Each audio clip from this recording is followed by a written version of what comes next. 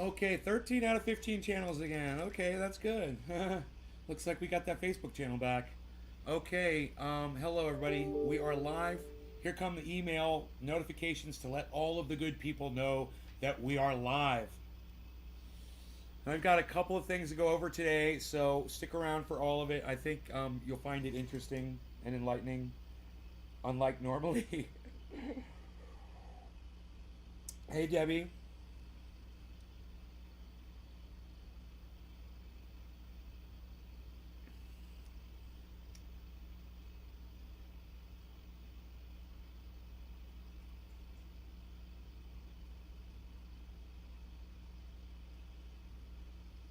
Hey, Don. What's up, buddy?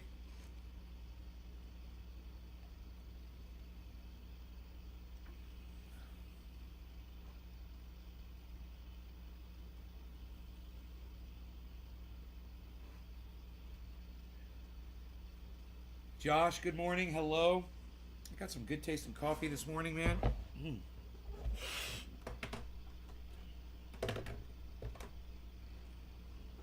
really good. So we got Josh, Don, and Debbie. Hello, the three of you. Um, all right, well, let's just get started.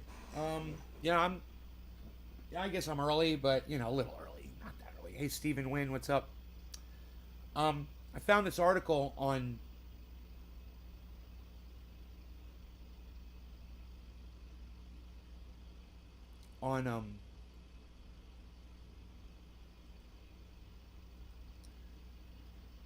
CNN.com, and the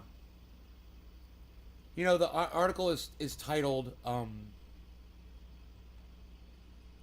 "Don't Pretend You Don't Know What Joe Rogan Is All About." So that would be directed at someone like me that's a fan of Joe Rogan, supposedly pretending that I don't know what he's all about, right?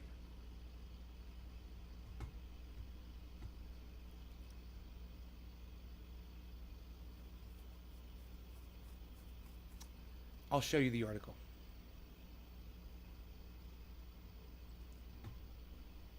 Actually, you know what? Here, I'll just show you the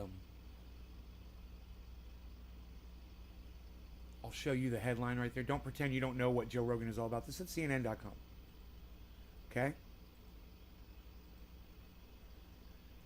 This is the Monitor 3 review. Okay, there we go. Hey, Nick. Good morning, buddy. Talib. What's up, guys? Um, Hey, Talib, you can stop telling us where you're from, bro. We all know where you're from now, okay? You don't have to say it every time you come in and say hello in the chat, all right? It gets a little old. Just saying. Um, Let me close a couple of these chat windows.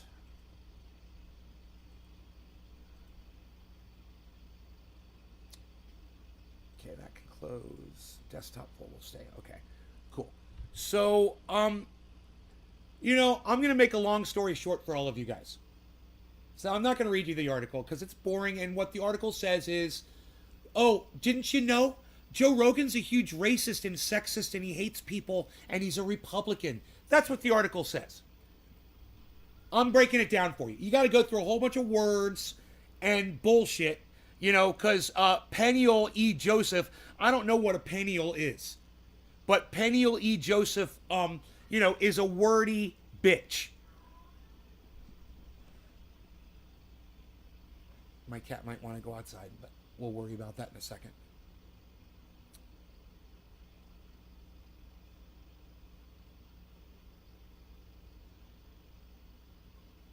So this is a hardcore leftist, obviously a Biden supporter.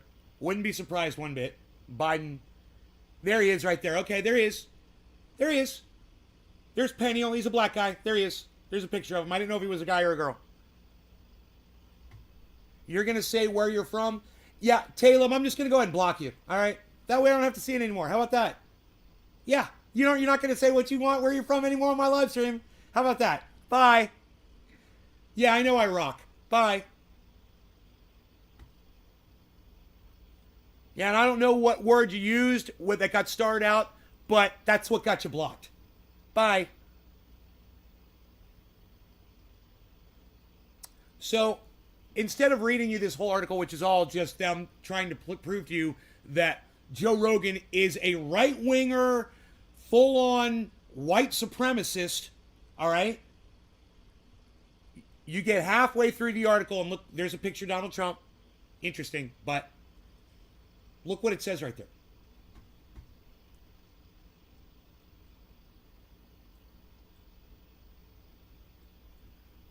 Look what it says right there, that I highlighted it.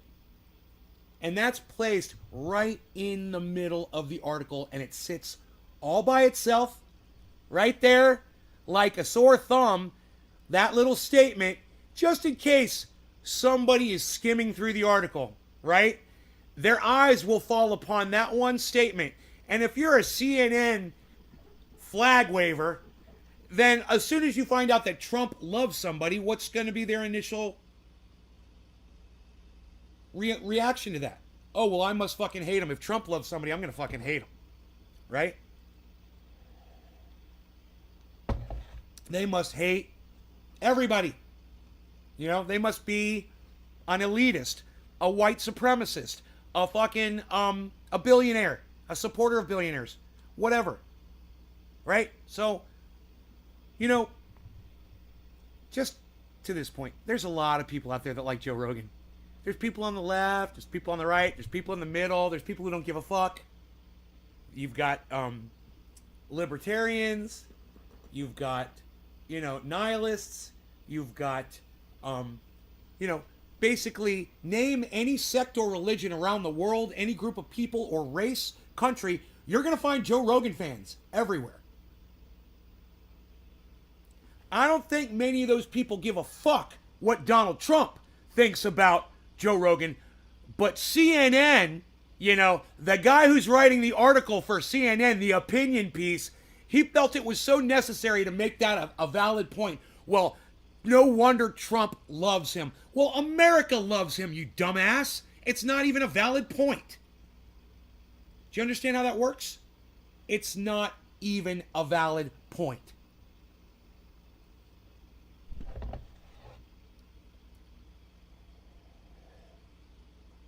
So there's no confusion in the audience. Just making sure, because nobody's saying anything about anything I've said so far yet this morning.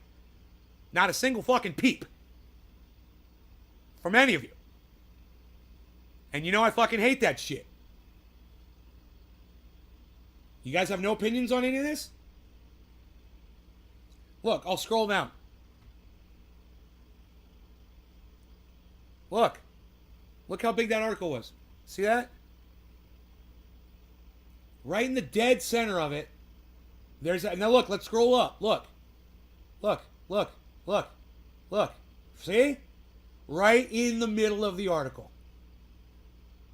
It's almost like it was planned and set there just so all the lefties out there that fucking hate Donald Trump as much as me would see that and use that as some kind of a token that gives you license to hate Joe Rogan too.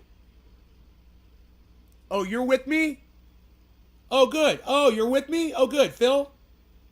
Oracle? Oracle has nothing to say about this, except the word peep. Okay. You're right with me? All right, Josh? Camp Lejeune, so it may take a second to get to typing. Fair enough. Fair enough.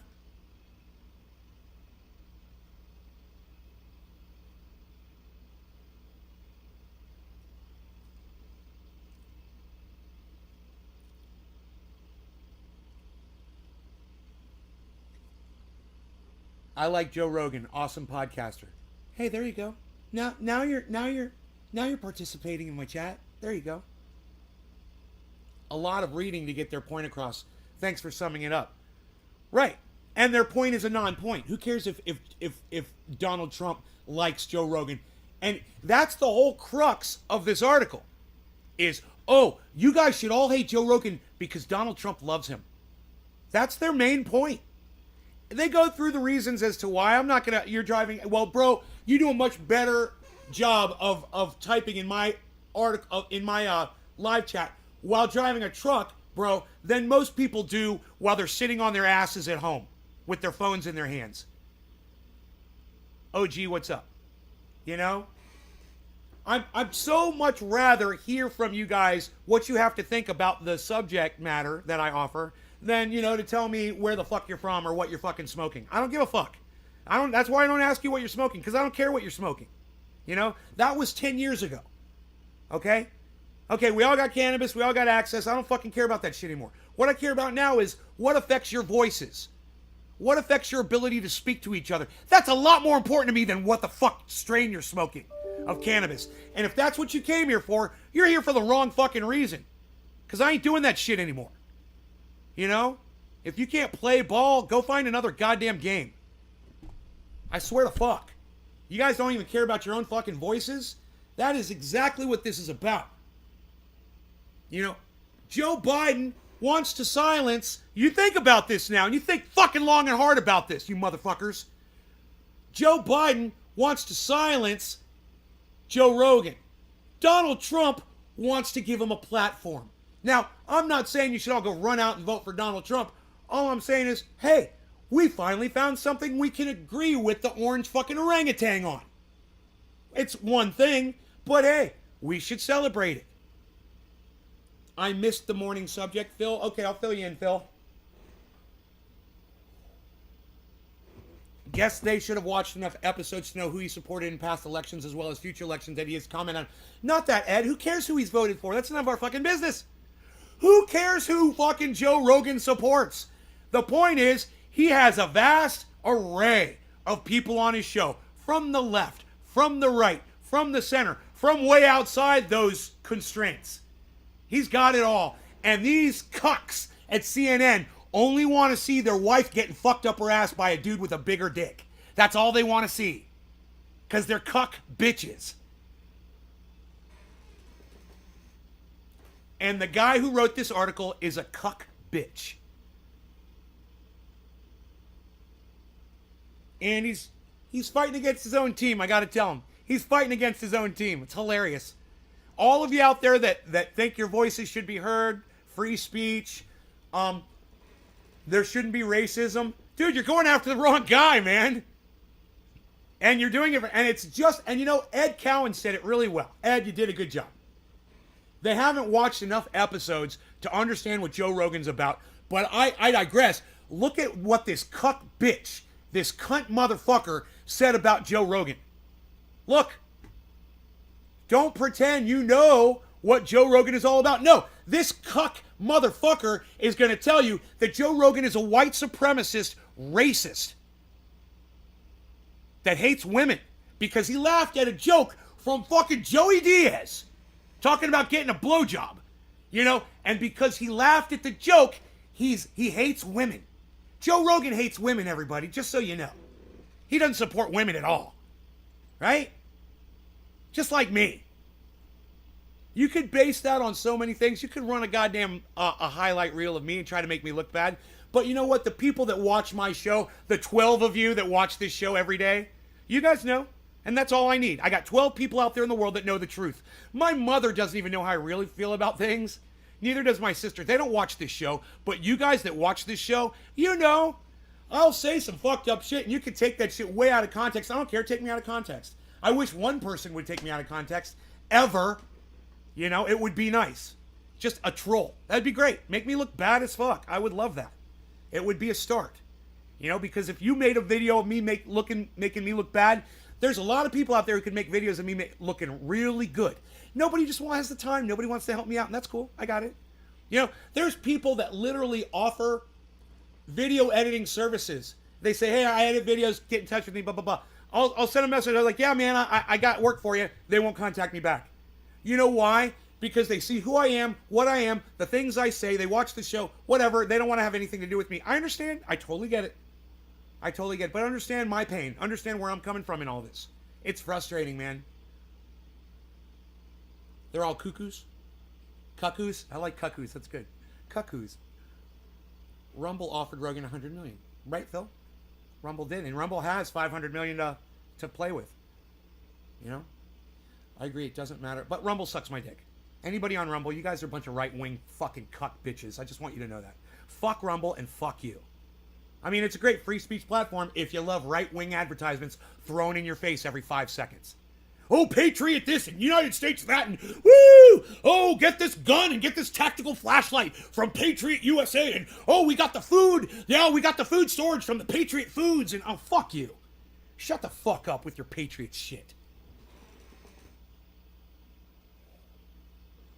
That's why I don't go to Rumble. Fuck Rumble.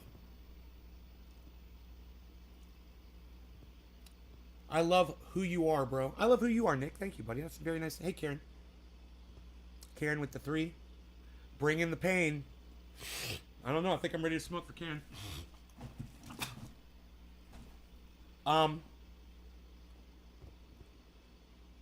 They're obsessed with him because they know they're going to get views. They got a view from us, didn't they? Yeah. So maybe this is just a ploy to get us to click on a fucking article. I agree. It's too bad. But you know what? After this, everyone's going to know who Joe Rogan is. And a lot of people are going to learn about Joe Rogan and learn that he's not the racist that the left, like liberals, like this cuck bitch. I want everybody to see this motherfucker. Just so you can see what a cunt looks like. Let me show you a fucking cunt. All right? Hold on.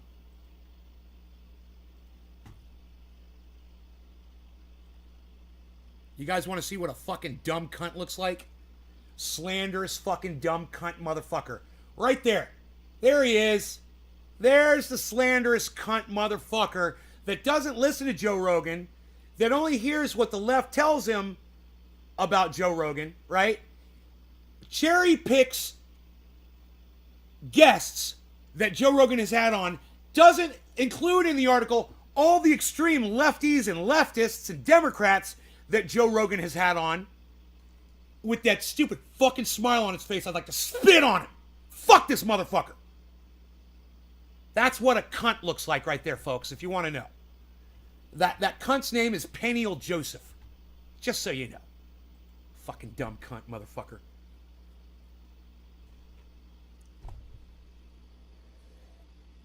Phil says, Rogan has always seemed pretty non-biased to me. Dude, Joe Rogan is one of the most unbiased motherfuckers I've ever seen in my entire life. I've learned so much from him. Yeah, he helped me be able to talk to people that come in here from the right, you know, which I think are complete lunatics. And it's not often that we get a lunatic lefty in here. You guys notice that? I mean, does anybody ever come in here supporting Joe Biden or Kamala Harris or Nancy Pelosi or AOC or the Squad? Think about it. The left has lost all of their support, and it's for good reason. The right lost a lot of people's support for years, and the left has caught up. And those of you that come here and listen to me and you're like, dude, that guy Nay, he's always putting down the left and the right. I think he's on to something. You guys are starting to get it now, too. He taught you how to extract DMT, praise Rogan. Right on. How do you extract DMT, bro? What's that, bro? I didn't even know that was a thing that you could do. Where does DMT come from? I thought it came from, like, your brain. Like, I don't know why I thought that. Doesn't the body produce DMT? Or am I thinking of something else? I think I'm thinking of something that starts with an S.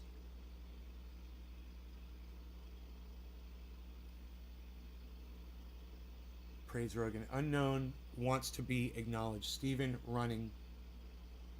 Oh, you're saying this guy, Peniel Joseph, wants to be acknowledged now? He wants his name out there? Yeah. You know, if he can bring down Rogan, he can bring down anybody. And that's what that other company's trying to do too. But the fact that CNN put this hit piece on there, do you realize, let me just read you one sentence out of here so you get an idea of the skewing. All right?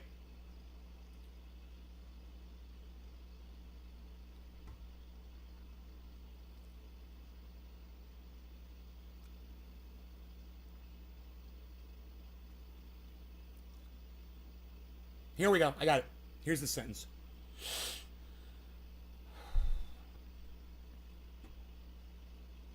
Okay.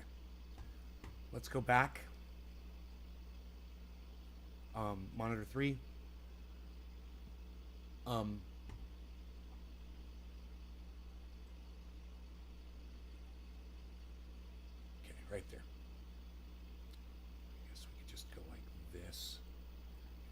this off of here. Okay. What this says here is folks who enjoy Rogan's political unpredictability, right?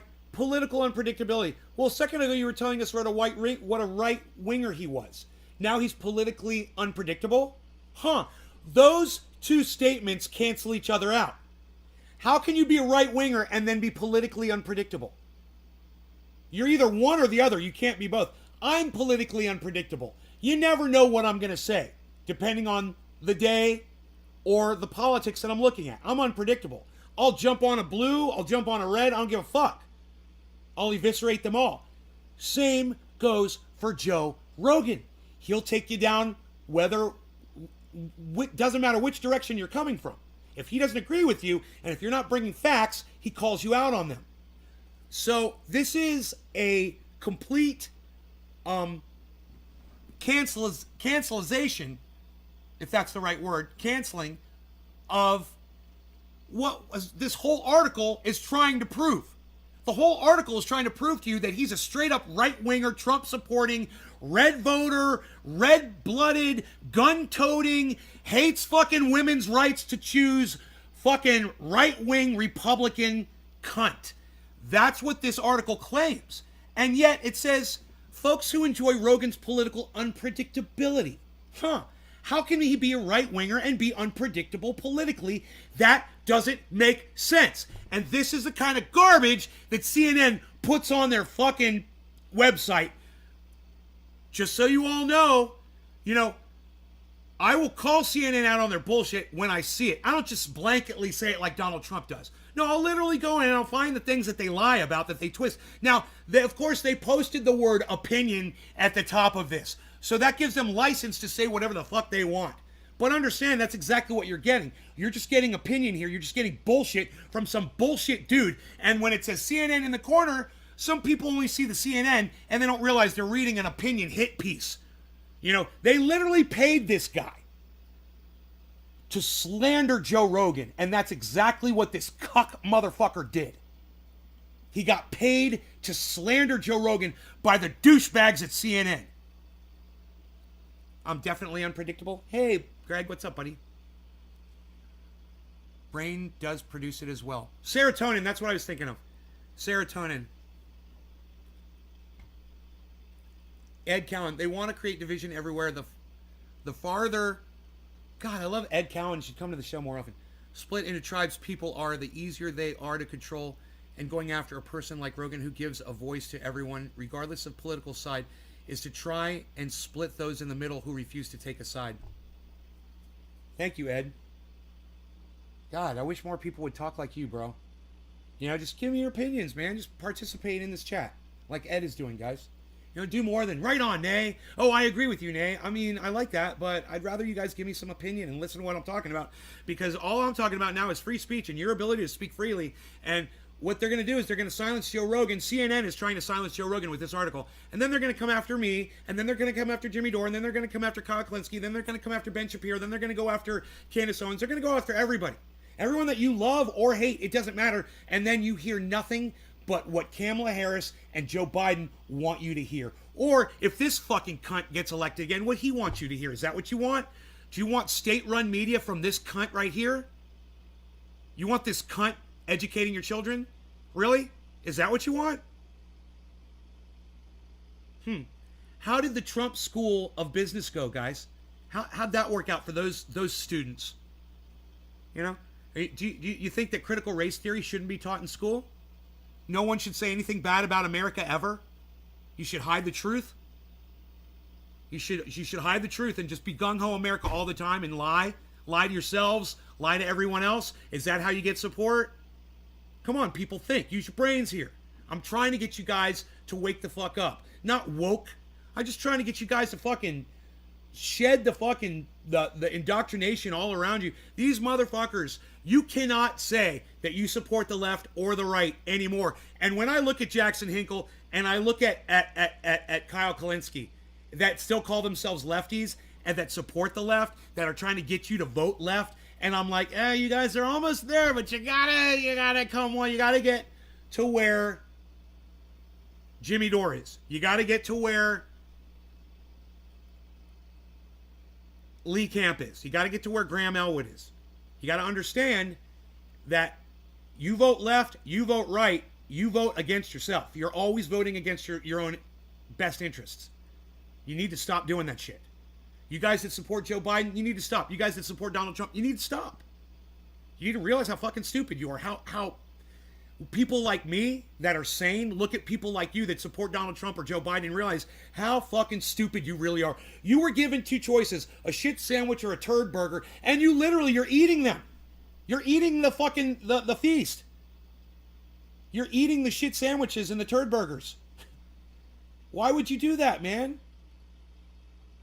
You didn't have to do that. You didn't have to vote. I don't know who Dave Smith is, Ed Cowan.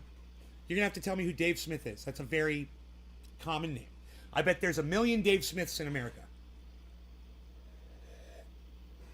Anyway, folks who enjoy Rogan's political unpredictability, I love that.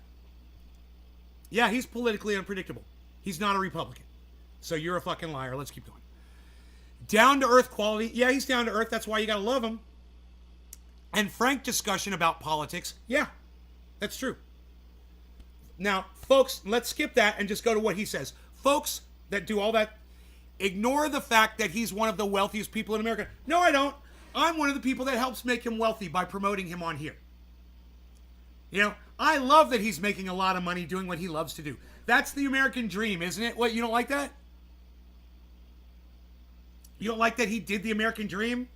His family came to America. You know, he probably from Italy, right? He got a job, working, doing stuff, worked his way up, comedian, television, now podcasting. Now he's one of the wealthiest people on the planet. At least wealthiest podcasters on the planet. And he's doing great for himself. And this motherfucker that wrote this article, well, he's going to use that as a piece of straw against Joe Rogan. Oh, well, he's made a lot of money, people. Come on, everybody. Don't you hate him? He's kind of like Bill Gates or Donald Trump or anybody else who's got a lot of money. How dare he speak to us commoners? How dare Joe Rogan speak to us commoners? He's got all that money. He just got the money, dude. He wasn't born with that silver spoon in his mouth like Donald fucking douchebag Trump was. You see the difference there? He worked for it. He earned it. So let me just tell the guy that wrote this article, come see me, motherfucker. I'd like to get into the octagon with you. Me and you. You know, a cage match. So that, you know, the person who's right about this can beat the other one down in a rage of glory and truth and facts. Come see me. I challenge you. Come step into the octagon with me, motherfucker. The person that wrote this article. You look like you should be able to fucking handle yourself, right? Come see me. Come debate me on this. All right? And we'll see who fucking walks out of the octagon. Come debate me. All right? You motherfucking bought, cuck, cunt, piece of shit. You slanderous CNN bot motherfucker.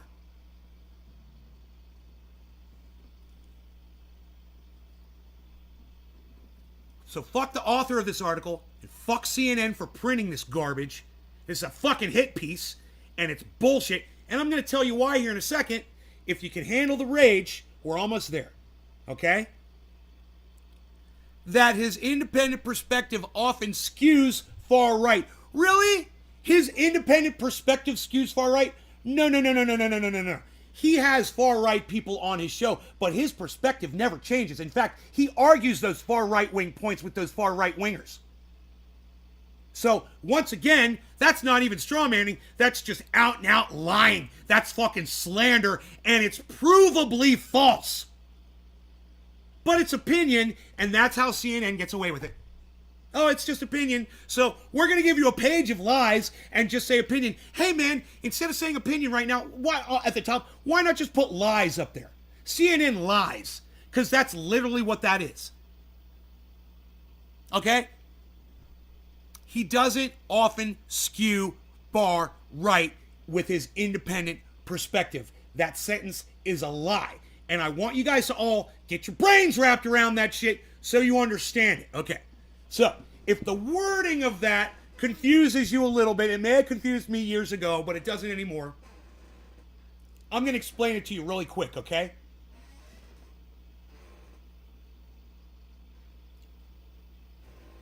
They claim that he doesn't push back against right-wingers.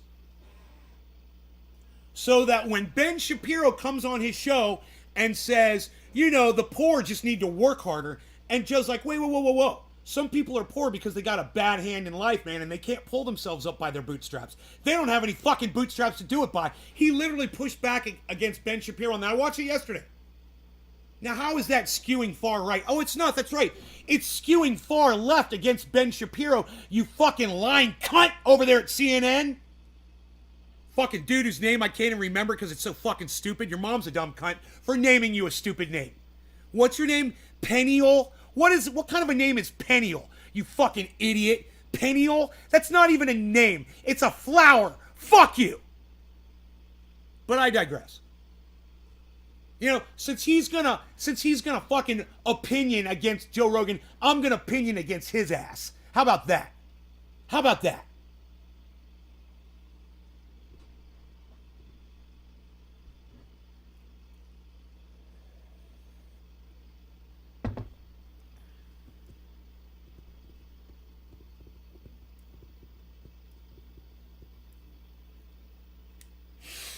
Who often skews far right. Now, they're saying that his opinion, look, it says, this is the bullshit right here. It says his opinion, right, his independent perspective skews far right. And then they say the evidence that his opinion skews far right is evidenced by the fucking guests he has on his show. Like Roseanne Barr, Ted Nugent, Ben Shapiro, Candace Owens, and Steven Crowder. And because he has those people on his show, that means he skews far right. They don't say the fact that he argued with every point with every single one of those motherfuckers that he disagreed with. And he did. He does. If he doesn't agree with something you say, he argues with you. But this cunt, perennial, whatever the fuck your stupid name is, that your dumb cunt mother named you, you stupid fucking family of fucking cunts that you came from, can't seem to wrap his stupid little pea brain around it. Can't seem to understand that just because I talk to a fucking right-winger on Twitter doesn't make me a fucking right-winger. Just because I have a conversation with someone who's right-wing doesn't make me right-wing. And these fucking lunatic Nazi left motherfuckers that want to end the conversation, those are the people you need to be the most scared of. Perennial, you fucking douchebag. You silencing motherfucker. God, I wish I could say it without all the curse words, but I can't. Sorry to everybody that I offend, man. I'm sorry. I can't do this without cursing. These cunts deserve it.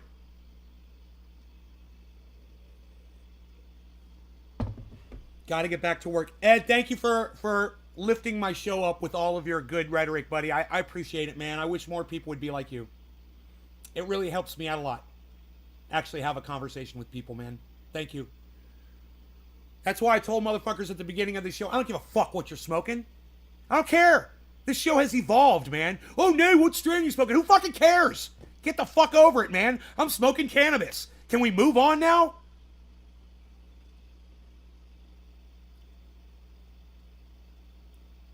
And his everyman demeanor, yeah, he does have an everyman demeanor, is the perfect shtick. No, it's not shtick.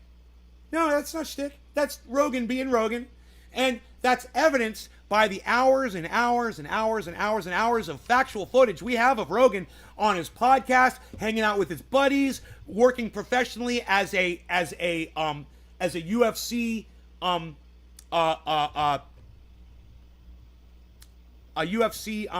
what do they call those guys? Analyst. What are those guys called? The sports reporter guys. I forgot what they call this. What's that position called? We've had enough time, FaceTime, with Joe Rogan to know that that's not shtick. That's him. That's not shtick. And for him to say that Joe Rogan's everyman demeanor is shtick is more straw man commentator. Thank you. Is more straw manning bullshit.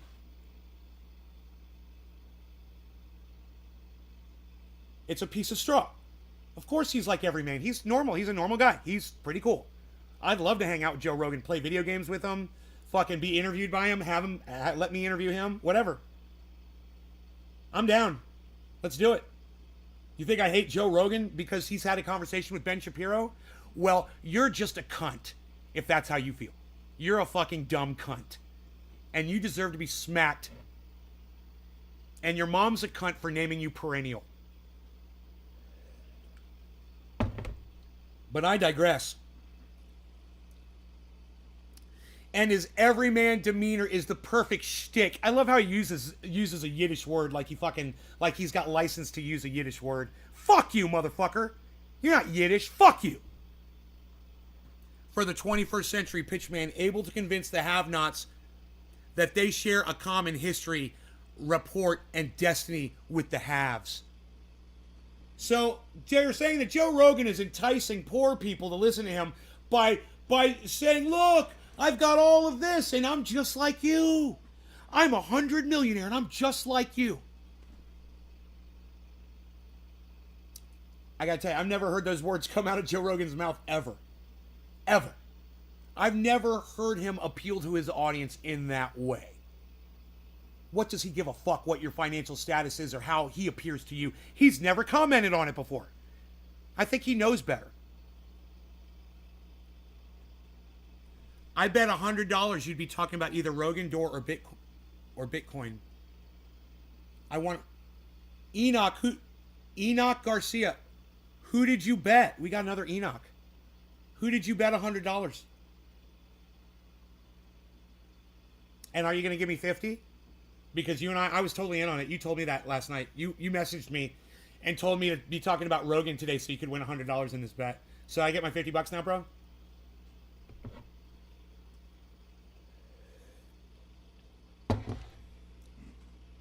Who needs $50, dude? Bitcoin's at 45,000. What? What? Look at Bitcoin go. Dude, do you see the dip it just came back from, everybody? Look at that V. That's got to mean something. I love to say shit. I have no idea what I'm talking about. That's got to mean something important. I have no idea what. Why is this moving away from me? I won't do that. Okay, once again, I have a dead chat. Nobody is talking. So the next statement was, no wonder Trump loves him.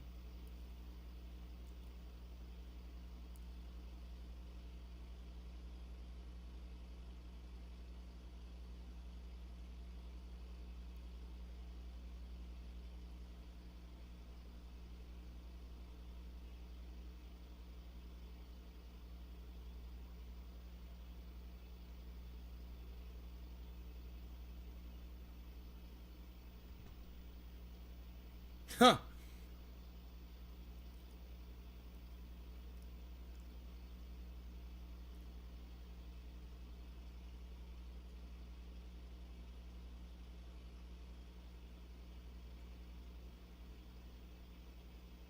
Huh. I mean, I could go on and on and on reading this article, and I could debunk every single statement this guy says. But I got to tell you, the lack of chat that you guys give me, I'm not even going to do it. I'm not even going to get. Why should I waste my voice? You guys aren't even fucking participating in the chat. So I'm just going to stop that story and move on to the next one. You guys are really just. It's really hard to do the show with so few people watching and so few of you refusing to engage me in conversation, you know? So let's move on. What does, and Enoch Garcia says he bet $100 and then he won't answer me.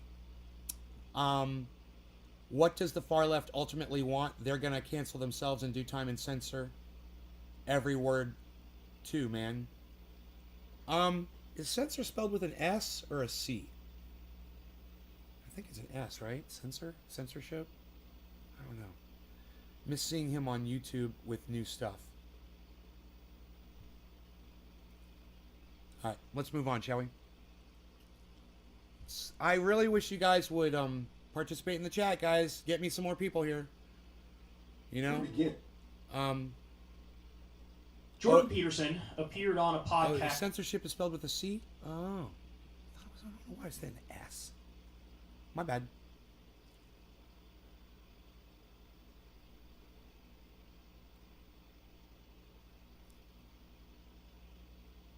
does not look right. C-E-N-S-O-R. That so weird? Why does that look weird to me? C-E-N-S-O-R. Censor. Yeah, C-E-N-S-O-R.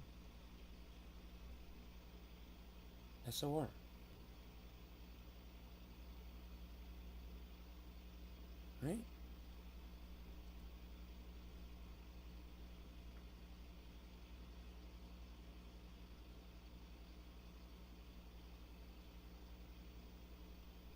Funny. That's my brain is going into crazy town, not recognizing words anymore. I bet a random dude that has never watched you. I'm not Enoch Torres. My real name is Ernie Garcia. It was taken. Seems right. Ernesto. Hey, Ernesto. You bet a random dude? What do you mean? How are you going to get $100 from a random dude? And if he's never watched my show, it doesn't make sense. Why would he bet you $100 that I wouldn't be talking about something if he's never watched my show? I've got so many questions around this. I hope you answer me. Asked, the guy who hosts the podcast, he runs the YouTube channel Valuetainment, I believe the name is, and I think it's called the PBD podcast. You can see... Now understand, we're moving on here, guys, because you guys just weren't chatting enough in my chat. So, and people were leaving. I feel that free speech is the number one topic here now. I don't fucking care about goddamn cannabis anymore, because if they take away our free speech, no one's going to be able to talk to you about cannabis. Right? So we've kind of stepped up the urgency of the topics here, and we've reordered them. And I'm looking more for people who are more interested in defending my right to speak and their own right to speak than people who are interested in what the fucking strain of the day is. I haven't even smoked yet today. That may be what's confusing you. Maybe there's also censor as in a coolant sensor. Oh, it is. You're right. Thank you. Yeah, they're two words, censor and censor. Okay. Thank you. Thank you. Because I said this is all this guy talks about, so I bet he'll be talking about it, so he took the bet. Yeah, but what guy? Give me liberty or give me death, OG. First Amendment is extremely important for all. Yes! I had to check my crypto. I'm back now. You excited me. Yes! Good. Okay. Good. Good. I got you guys. Good. You're listening to me. Good. It's important, man. It's important. You guys need to let me know that you're fucking listening to me by participating in this chat and leaving the show open so I can see that number of people here. All right? Good. If you guys like the content and you want to come back later and watch it, well, then just mute it for now and let it play so at least it looks like you're still watching, man. It'll entice me to keep going, man. Those numbers get higher. I don't give a fuck if they're fake people or real people. I see 20 people watching, I'm going to fucking do a show. And like I said, I don't care if it's fake people or not. That number means everything to me. So, now we're going to change gears here just a little. We're going to put it into overdrive now. All right? We're still going to talk about censorship and getting silence and stuff like that. But we're going after something totally different now. All right? Now, you guys know how much I hate Jordan Peterson. I hate him as much as I hate Donald Trump. I hate them both equally. I cannot stand Jordan Peterson. Understand, I know this about you. If you're a fan of Jordan Peterson, you don't listen very well. If you're a fan of Jordan Peterson and he's done wonderful things for you, whatever, you know, he's fooled you into thinking he has, and you don't listen very well at all. You're not listening to that guy. When you actually listen to what he says, none of it makes sense. And you realize that the little tips that he gives you to do, yeah, well, those might make sense or whatever. Have more respect for yourself. You know, treat others with respect. Find joy in things you do, blah, blah, blah. Whatever. That's common sense, motherfucker. You're not learning anything from that guy that you haven't learned from a million other people before he came along. Okay? He's not teaching you anything you haven't already heard a million times. You just want to hear it from the white man that wrote a book on Nazis. And for some reason, now he's got credence in your mind. We don't know why that is. It's at a subconscious level. But for some reason, you love Jordan Peterson. Well, I suggest you look into his racist beginnings. You find out all the shit that he's done and what he said before you fucking go subscribing to his bullshit. Now, all of that being said, and me, I'm just going to call him a fucking straight up Nazi. He's a fucking Nazi, and I'd spit on that motherfucker if I could. I'd love to take him into the fucking octagon. I would fucking bring him down. I'd fucking get him at his knees, and he'd never get back up again. I would destroy that motherfucker in a goddamn debate. I promise you that. You know, oh, it's Jordan Peterson. Hey, he's a great debater. Oh, you know where he's being. He could. No. Because I bring facts, and he brings opinion. And I win on facts every time. I'm going to win on facts every time. You know, he wants to talk about gender. He wants to talk about, men taking over the family and taking responsibility and defending the women and all this bullshit. It's all caveman bullshit that comes out of that guy. That being said, and for everyone who left this show just in the last few seconds because they didn't want to hear anything from Jordan Peterson or they didn't want to hear me talk about Jordan Peterson or they got fucking offended or whatever, you guys are going to miss the best part. Good. Fuck off. Go cunt off. Fuck you. Leave. I don't give a fuck. I'm going to enjoy the fuck out of this on my own. Now, I've already watched this, and I had a lot of fun with it while I was listening to it. We're going to have a lot more fun now the second time through. So pay attention to what happens because I'm going to agree with Jordan Peterson on some stuff here. What? Just pay attention. Let's do a bong hit. I'm going to agree with Jordan Peterson on some stuff here. That's what I told you. Overrated YouTube pundits. I know this doesn't pertain to the subject, but I like that shirt. I drive a Mustang. That's good. At least you're talking in my chat. Thank you, OG. I should have included overrated YouTube pundits. What about North Korea? Fuckers now have intercontinental missiles and are mooning us. What about North Korea? I don't know. I don't care. Why should I give a fuck? We've got missiles that'll shoot their missiles out of the sky, bro. Or did you not know that? Wouldn't give him a look. We just put in a new bet. Jordan Peterson makes me want to sleep sometimes. Lol. I get lost with his topics. Yeah, you're not going to get lost with this one. This is short and sweet. Here we go. I'm going to do a bong hit while I listen. In the background when he's talking, you can see the sign that says the name of the podcast. I think it's PBD Podcast.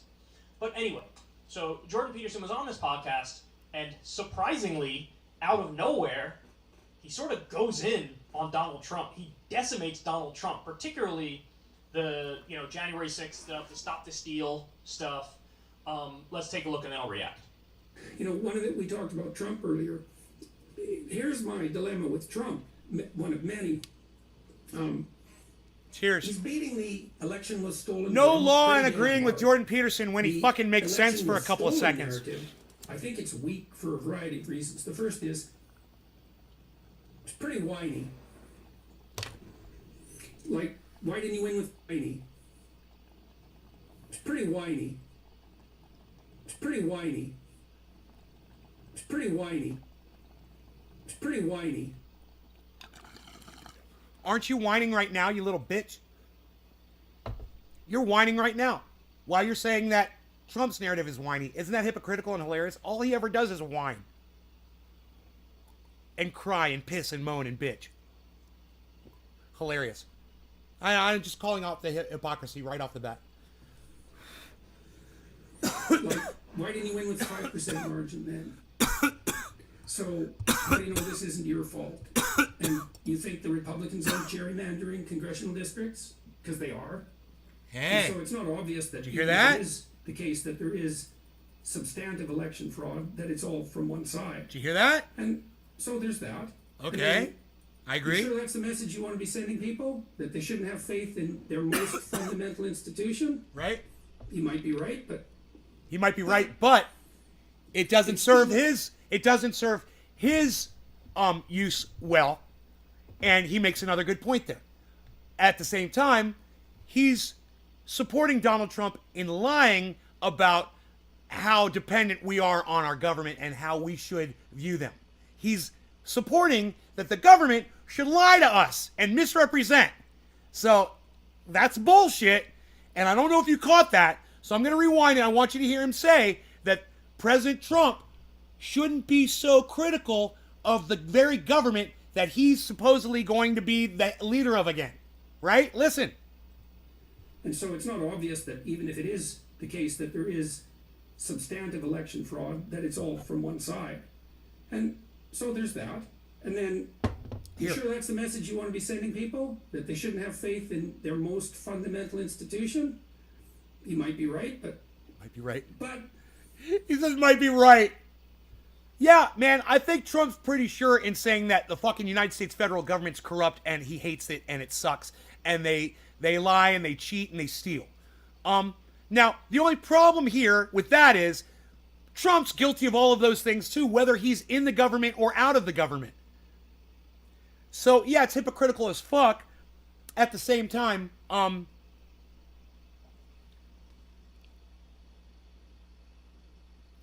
you know, Jordan Peterson is going to wedge himself into a spot here. Watch. It's in your interest for that to be true, and so that's a moral hazard. Hey, Stargazer staff, no more yelling. Well, what happens No more when yelling. they take the House? Because that's what's going to happen. I think the Democrats are going to get stomped in the upcoming election. Steph is here, Or no more those yelling. Election somehow valid, but yours wasn't, and so I almost got my voice back. magically, when Steph, the Republicans get I might be able to sing you a love song here pretty soon if I can control my yelling.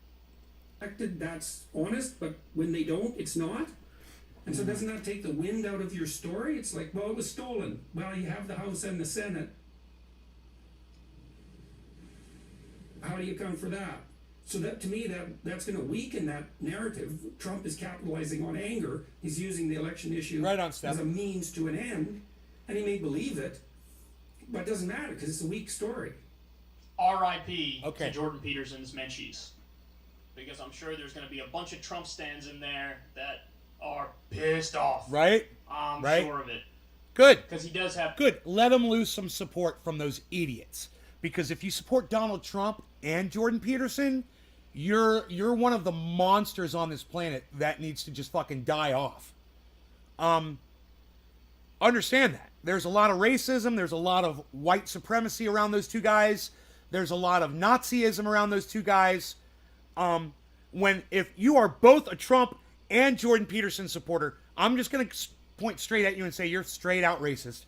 You totally don't listen to what people say to you, and I know you're listening to me right now as I call you a racist, but that's the only thing you're going to hear. And that's too bad. I mean, he has a somewhat ideologically diverse following, you know, but I think he has a lot of people. Steph, I promise you I will never do that to my hair to you. Okay? I will never go full Forrest Gump. Don't ever go full Forrest Gump. Don't ever go full Gump. Never go full Gump. Never go full Gump. Never go full Gump. Always keep a little hair on the sides. Always keep a little hair on the sides. Never go full Gump like this chump. Steph, would he be a little bit more attractive if he didn't go full Gump? Would he look a little better if he didn't have that shine on the side of his fucking head? Just let me know. Never go full Gump. I'm just saying. Right-wing people, Trump people who like him, may even be the bulk of his followers, and they ain't gonna like that, dog. They are not gonna like that one bit. Audrey Baker. Well, hello, Audrey Baker, who just stepped into my life and said something in my chat. Stupid excuse. Proof they do not care about our constitutional rights to free speech. Stupid excuse. He'd be more attractive if he didn't go full lib. I agree with that, too. I agree with that, too. I couldn't have said that any better. Oh, my God. Do you know, he does pretty good at calling out the lefties. You got to give him, he's not full lib, but when he's with,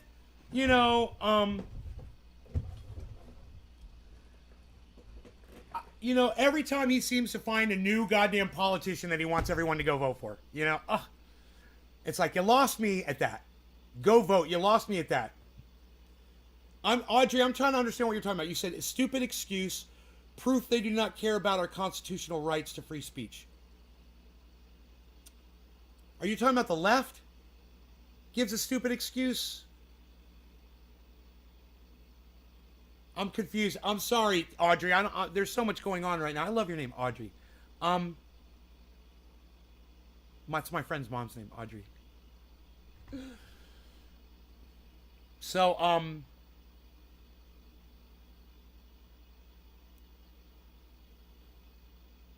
yeah, you're gonna have to explain what you mean. I'm sorry. I'm taking what you're saying out of context because I don't understand.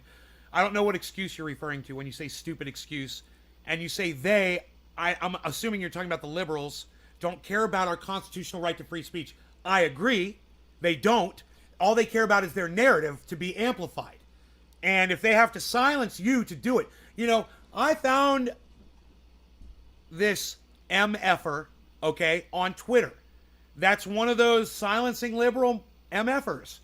And all he wants to do is pontificate. And when he disagrees with you, he wants you silenced. He wants Joe Rogan silenced. This man who wrote that article for CNN wants Joe Rogan silenced. And he claims he wants him silenced because 11 years ago, Joe Rogan made a comment about an area where he got out. He tried to make a joke around it, referring to the area as being like Planet of the Apes. Now, understand that can be taken many different ways. And whichever way Joe Rogan intended it, he wasn't really explicit about it. But here's the facts around that. He said it 11 years ago, number one. Number two, he's apologized for it more than once. Number three, I don't think he's going to make that mistake again by stepping into that pothole, by making that comment again, ever. And number four, his millions of adoring fans are willing to forgive him as well. I mean, at least he doesn't sleep with a copy of Mein Kampf next to his fucking bed, like Donald Trump fucking does. Or at least he didn't write a book on Nazism and Adolf Hitler like Jordan Peterson did. You cannot tie those three people together. It's impossible. All you can say is that Donald Trump supports Joe Rogan's right to free speech, man. That's not chaining them together. And the fact that you felt that you had to put that as its own single paragraph, those 5 or 6 words, and make that a whole paragraph on CNN. Yeah, it's opinion, it's opinion, it's opinion, it's opinion, it's opinion. But it's not factual. So what good is opinion when it's lies? I hope that makes sense. So Audrey never came back to tell me the context of what she was saying. Josh just says he loves the show today. He retweeted it. Thank you. And nobody else is engaging me in conversation yet again. Here we go again. We do one bong hit, and I swear my whole audience goes to shit. You guys cannot keep up with me, man. I need people who can smoke and stay coherent. Like me, my cat meows. I'm up. Fucking see what the fuck's up. What's up? What do you want, buddy? You want more food? Look, you got food. Look at this. You want to go outside? What do you want, buddy? You want to go outside?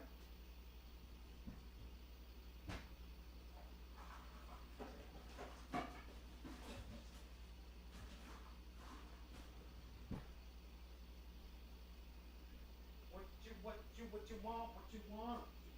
What you need another fucking bird, you little bastard. Well, stop it. Do that. I love you, Beezel. You still haven't been outside yet, mister. So I put my hands on my hips for effect when I talk to him. You like that? Okay, I'm thinking, says OG. Okay, you take your time, OG. Let me know when you got something to say. I got to make deliveries. Sorry. That's okay, Steph. You're fine. You're fine. I just... The fact that I only have 13 viewers is the problem, Steph. That's the problem. If there were 100 people, if there were 500 people watching, I'd have plenty of people to fucking engage me right now.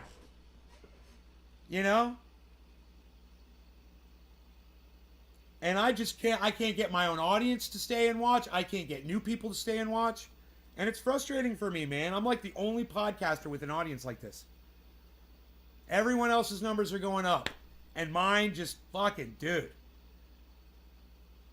Are you fucking kidding me? I mean, The numbers wouldn't bother me so much if you guys would just chat. If you would just say shit. You know, if you would find this shit as interesting as I do. This is the second time I'm watching this video this morning. And it's like most of you couldn't give a fuck about watching it one time. Oh, there are more people here. My bad. Oops. Fuck you, Restream. Oh, fuck. Sorry. There's a lot of you here. They were lying. They told me there were 13 people here, and that's not true. My bad, guys. You guys need to fucking chat. Come on, man.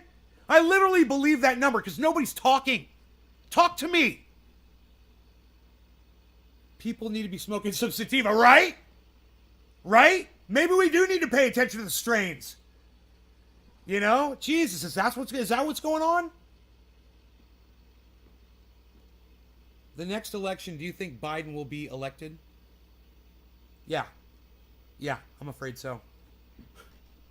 I'm afraid so, but look at the goddamn alternative, bro. And let me tell you something. OG, it all depends on who's offered up as an alternative. I mean, he might get fucking primaried, bro. And if he gets primaried, no telling, bro. All bets are off. We don't know what's going to fucking happen. It just depends on how magnetic that figure is. You know who could bring the whole goddamn Democratic Party together? Not Bernie Sanders. You know, thanks to all the cucks on the left. And that's why I can put the left down. You know, because most of them do not support Bernie Sanders. Like my mother. They do not support Bernie Sanders. They don't support his Medicare for all. They don't support his... Yeah, let's smoke. They don't support his platform, period.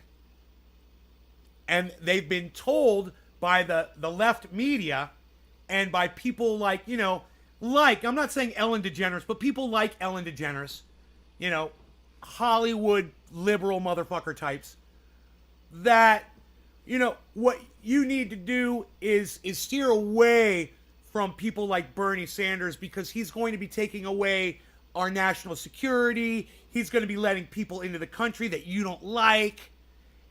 You know, and these hardcore Democrat motherfuckers, they don't like it. They don't like all the things that Bernie Sanders is offering. That's why we don't have Bernie Sanders as a president. And that is our biggest failing right there. I tell you what, we probably could have gone another 500 years of humanity if we had got Bernie Sanders elected. Earlier, if we had just got him in there and we weren't such a bunch of you-know-whats on the left that subverted Bernie Sanders and Hillary Clinton supporters and Joe Biden supporters and Kamala Harris supporters and Andrew Yang supporters, right?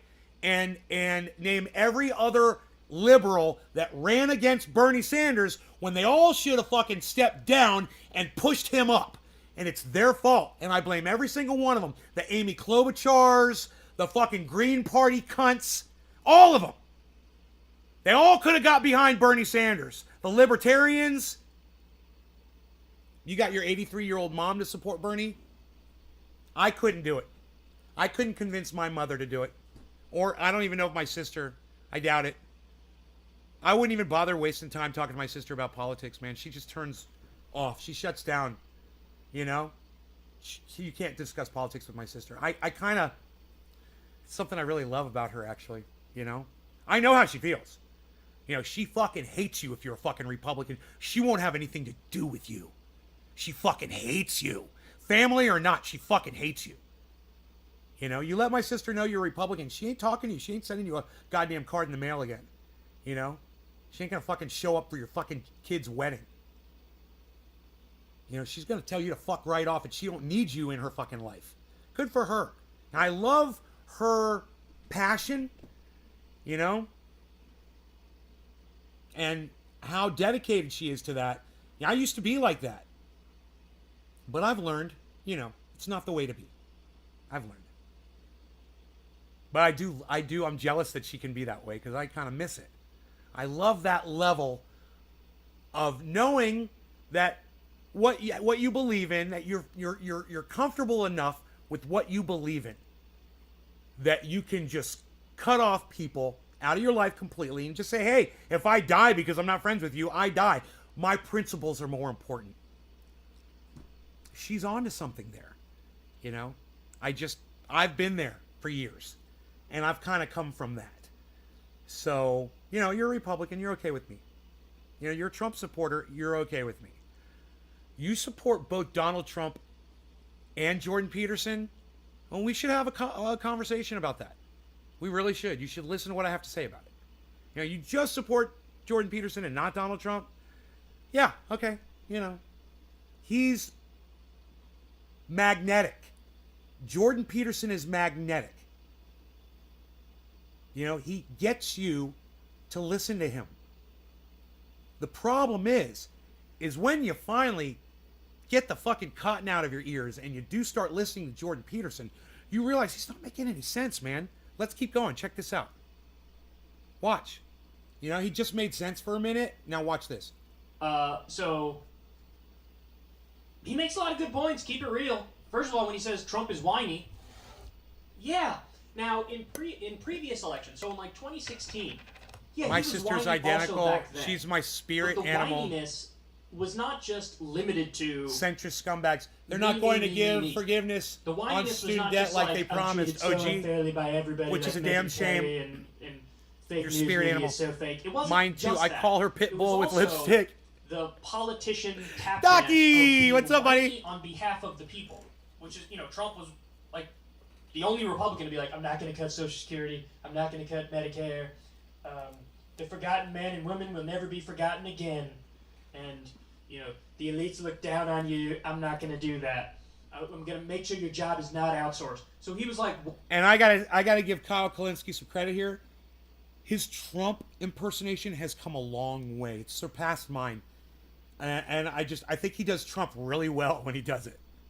whiny, but there was also a whininess against quote unquote the man, which is ironic because, you know, he's an elitist and You got a day he's off? a billionaire and he's part of that class, but I think a lot of people What? Hey, look at this. Nick Brown.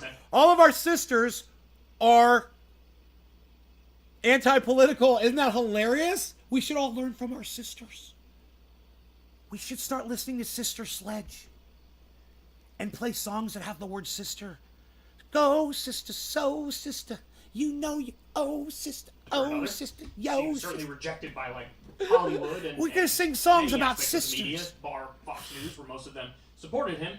I'm a But the cis whininess male. was, it wasn't just Hey, limited to like no me law being me. regarding sisters. Well, in 2020 Cheers. it kinda was. Cheers to all the And sisters now out that we're there. past 2020, and this guy does rallies, and like everything he talks about is how, you know, the election was stolen and it was rigged and it was unfair, and it's become so personal and so cultish that you're not expanding the tent at all. And in fact, if anything, you're losing some people who may have been in the tent. That's what's happening. And so he calls him whiny. That's correct. He's whiny. This narrative is whiny. He also fundamentally says at one point there, look, if you didn't win, maybe that's your fault. Win by more. You say, oh, if there, you know, maybe there was 1% separating the election, so maybe there's enough fuckery where that could make the difference, but you should have just won by more. And then you wouldn't have to worry about this. You can overcome any of the biases against you. And by the way, that's exactly what Trump did in the 2016 primary.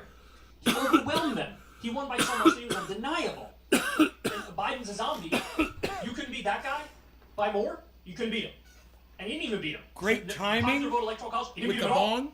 But like, Jordan Peterson's point is, you should have What do you mean? What do you mean great timing with the bong? What do you mean? not only won the electoral college by a lot, you also should have won the popular vote by a lot. So I need maybe that's Kabebi. your fault. Then he accurately points out Republicans are gerrymandering. So you want to talk about, oh, it's unfair, everything's rigged. Well, it's not. There were 60 court cases, and almost more than 60 actually. And Trump lost almost every single one of them. They had the Arizona audit. Trump lost by more votes than we thought he lost by on election day. So you're whining about they're rigging it. It's like, well, Republicans gerrymander all the time. All the time. You have nothing to say about that. So when it's like cheating on behalf of your team, you're like, cool. When it's not, you're like, and he says that. When you win, it's always fair, but when you lose, it's always rigged. Right? Isn't that mighty convenient? Right? So, He's credit right. where credit's due. He's 100% right in this stuff. He's right. However, Here we go. I'm not going to get through a whole Jordan Peterson segment without some degree of criticism. Right. So this is the point where, this is directly after you saw what he just said here in the podcast. Right. Now he's going to drive his point directly into a ditch. Right. And it's worse than that, because I also think, and I've talked to lots of Republicans about this, is that the best story you've got? You got tradition on your side. You got the truth as an adventure on your side. You got belief in truth on your side. That's been abandoned by the radical left. You've got belief in science on your side. You've got responsibility on your side. You've got the fundamental purpose of higher education on your side. You can't conjure up a better story for Americans than the election was stolen? No, they can't, With because all that everything on you your just side? said was That's just bullshit. not That's very why impressive. they can't, Jordan. Let's If go what through you that said point was by true, point. then they'd You've be got able tradition to. on your But side. everything you said was Okay, a lie. fair enough. I mean, the Republican Party is, like, when you look at the textbook definitions of, like, conservatism, a lot of that has to do with maintaining tradition and order. You know, like, keeping things relatively similar to how they are right now. Like, maintain our way of life type stuff. So, Yeah, sure. all right. You Fair got enough. it. Republicans have tradition on their side. Fair enough. On the Democratic side or the left side, it is more about progress and change. Yeah, I'll and give bringing them that. something One new or and two better. points. So One fair or enough, two you guys points. do have tradition on your side. Granted. Then he says you have truth as an adventure on your side.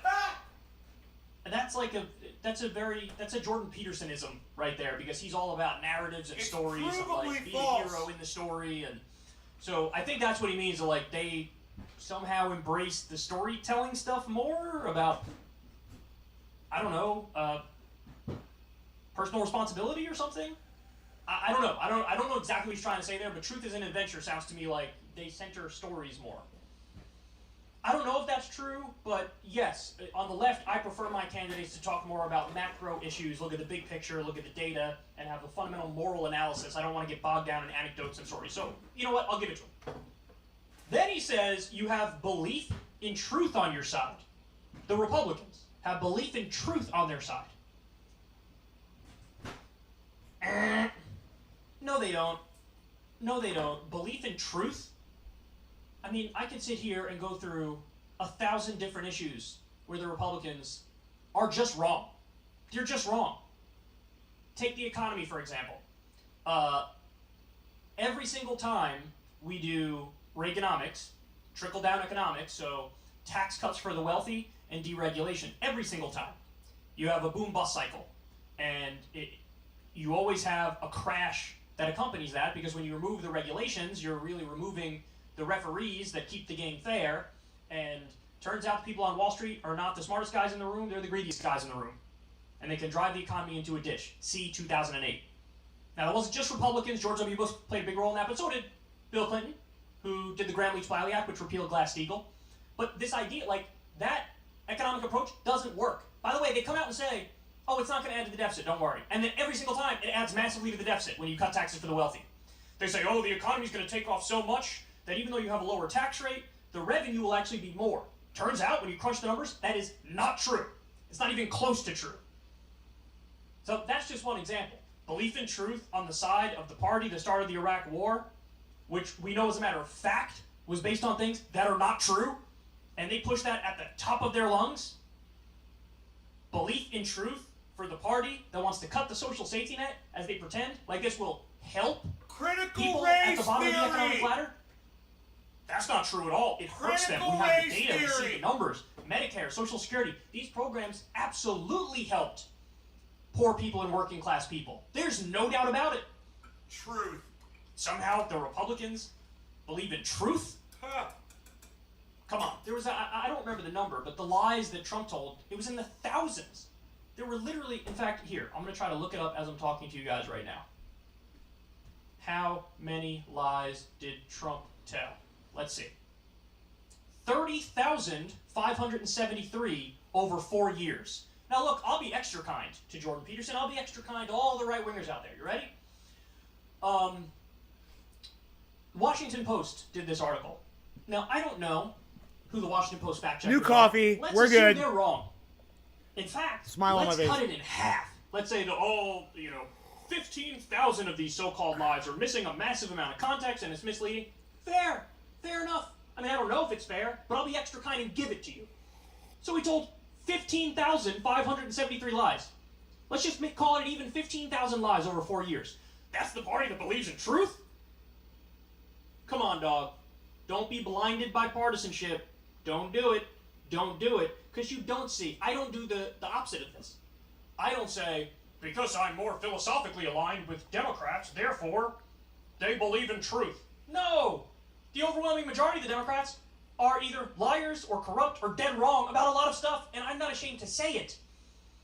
He's going to say the Republican Party has truth on their side. It gets even worse somehow, though. They have belief in science on their side. Okay. Science? There are a hell of a lot of anti-vaxxers on the right. There are some on the left, too. And the left should own that. That, hey, look, people are skeptical of Big Pharma. 45,350 Bitcoin, guys. Turns into cynicism, and they end up not acknowledging obvious things like vaccines work. Okay? Some of that on the left, sure. There's a lot of that on the right, too. And, in fact, politically, at the national level, there's more of that on the right. So we just hit the daily high of Bitcoin, everybody. 726, 727. This is the party 45, so we just hit it. Disagrees with 5 minutes ago, 6 minutes ago. Of climate scientists. Live on the show. Way, I know Jordan Peterson is skeptical on this issue of climate change as well. Hate to tell you, Jordan, you're wrong. You're right wrong. Here it is. Over 95% of climate 1, scientists 2, 3, 4, 5, it's real, 6. It's a problem. We got to do something about it, and we already see the evidence happening and unrolling right in front of our eyes. So when you say you believe in science, clearly not. 24-hour high, guys, right now. Bitcoin. They're wrong on. Or they acknowledge it's real, but then they drag their feet and don't want to do anything policy-wise. To be fair, that's the Democrats too. So, what are you talking about, belief in science on the right? I mean, don't make me laugh. I don't know what point he's trying to make. How does the left not believe in science? There are some anti-vaxxers on the left, granted. I think the point he thinks he's making is well, the right acknowledges that men are men and women are women. And the left believes in, there's biological sex, but then there's also gender. And there's a spectrum of that stuff. So trans people are real, for example. I think he's trying to say that is anti-science. So the right believes in science because they stress biological sex and sort of either think gender is the same or just dismiss the topic of gender overall. Then he says, well... Are there any politicians that give a shit about us? No, not really. Not really. I know some people would go, nay, that's not true. There's politicians, there's blah, blah, and they do this and do that. Local politicians, whatever, blah, blah, blah. The fact is, the majority of politicians make it to the point that if there are any good ones, they do very little. And they go unnoticed. And once they get noticed, they get bought. And that's why they don't exist in the higher up positions, man. Because once they get bought, they become establishment. They all get bought. It's a crazy what money does to people, man. 45,420. 45,420. You guys see that? I called that shit. Did you see I did that shit? I didn't know it was going to say 420. I sang it right on the 420. 45,420. Yeah.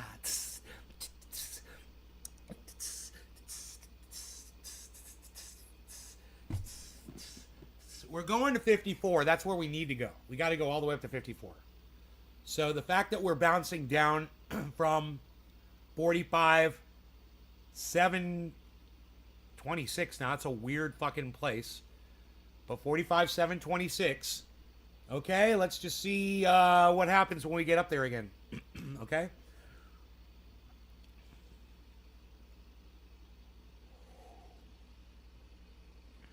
Big Bitcoin. Big Bitcoin going up. So I just want to say this. Kyle Kalinske does an excellent job of taking down Jordan Peterson here. After the point Jordan Peterson made about Republicans being traditionalists, which they are to some extent, everything else Jordan Peterson said about Republicans was a straight out fucking lie. And he's such a douchebag for saying that. Now, I want you guys to listen to fucking Jordan Peterson say it again, okay?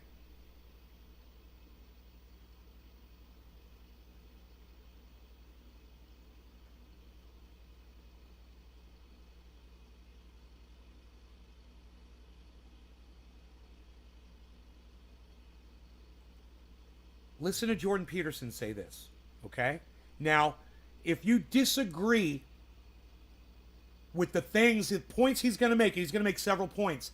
I want you to give me a number in the chat of how many of the points you disagree with. The first point he says, where he says they're traditionalists, they've got, Republicans, fine, whatever. All politicians are traditionalists. They all follow, the tradition of the last politicians that were there. It's a stupid thing to say. It's redundant to say that about any politician. How did you get voted in?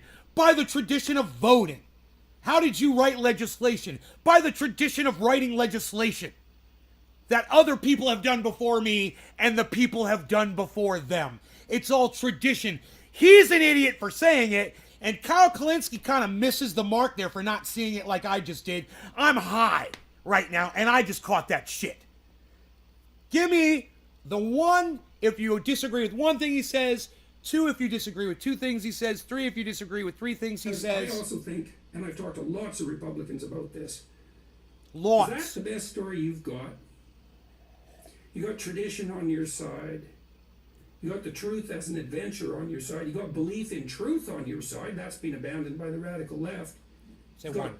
belief in science on your side. 2. You've got responsibility on your side. 3. Bullshit. You've got the fundamental purpose of higher education on your side. Bullshit. Critical race theory.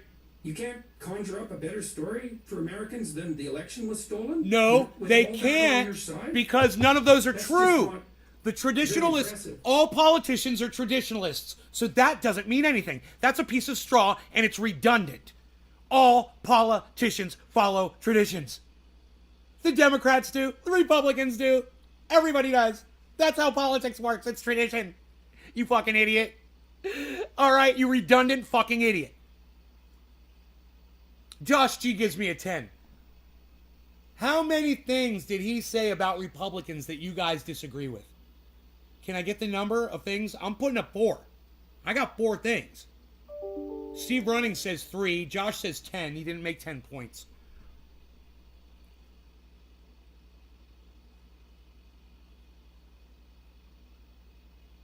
Give me a number.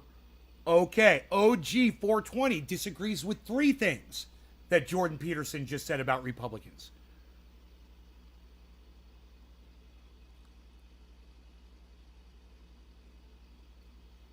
Now, I'm dying to find out what you guys agree with, because there were 4 factually provable things. Provable. 2. Billy's only got 2. He only disagrees with 2 things. Holy fuck, what are you disagreeing with, Billy? Oh my god. Wow, really, guys? All my Republicans are fucking showing their asses right now in the chat. Anybody else want to chime in? I mean, let me let you listen to it again, and I'll count the things off as he goes through them. Wow. I can't believe you guys don't see what I see here. Holy fucking shit. I see 4 things that he fucking totally has wrong. Because I also think, and I've talked to lots of Republicans about this, Obviously. is that the best story you've got? You got tradition on your side. You got the truth as an adventure. Number 1, they don't have tradition on their side, do they? Everyone uses tradition. 1. We're going to have 5. Watch this. On your side. You got belief in truth on your side. That's Okay, they don't believe in truth. As evidenced by Kyle Kalinske, they supported Donald Trump, and he lied 30,500 times. Provably false. 2. That's 2 fucking things. Come on. Let's keep going. That's been abandoned by the radical left. You've got belief in science on your side. That's fucking bullshit. Republicans don't believe in fucking science. Provably false. Let's keep going. Right? I mean, the earth warms and it cools. It warms and it cools. Yeah, here's a snowball. It's not getting hotter. Here's a snowball. Oh yeah, Jew lasers started the fires, not climate change. It was Jew lasers. From outer space. That's 3 things. I'm on 3, Billy. I'm on 3 things. You've got responsibility on your side. Oh, Republicans are so responsible. You mean like the way... Right, Detroit Dabber? Thank you. You mean like the way Mitch McConnell shut down every single appointee that Barack Obama tried to appoint into the Supreme Court. Remember that? You're not going to pass a single piece of legislation as long as I'm. Remember what he did to Barack Obama? Oh yeah, that's really responsible. You know, electing Donald Trump your president. That was really responsible. Yeah, that was really putting a responsible, you know, a very level-headed, calm and non-reactive leadership quality person to president of the United States. Fuck you. Are you fucking kidding me? I'm at 4. Right. You've got the fundamental purpose of higher education on Critical race theory. Bullshit. 5. Oh, you don't want to higher educate. You don't want the truth in education, and you don't want the truth. So, I got 5.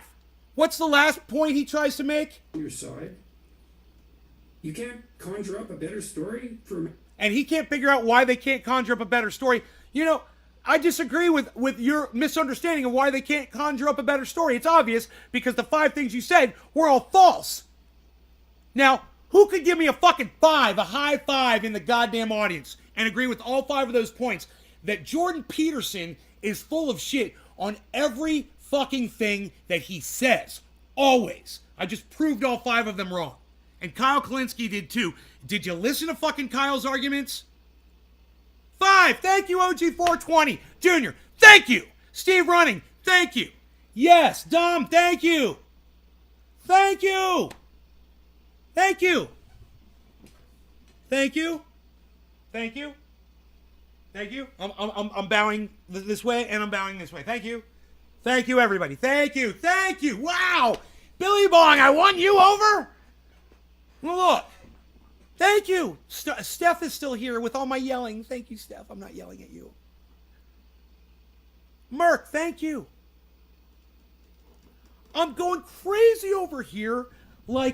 I'm basically agreeing with everything that Kyle Kalinske said, and I catch Kyle on missing the very first point that Jordan Peterson said, that Republicans win tradition when all politics are tradition, and I proved to you that politics are tradition, didn't I?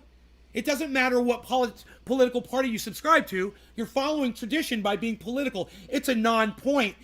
Jordan Peterson is very good at strawmanning shit, and he does this shit knowing that he's doing it, because he knows not even somebody like Kyle Kalinske is going to catch it.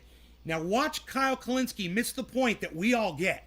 Americans, then the election was stolen? Watch, with all that on your watch side? Kyle miss this, and we That's all just get not it.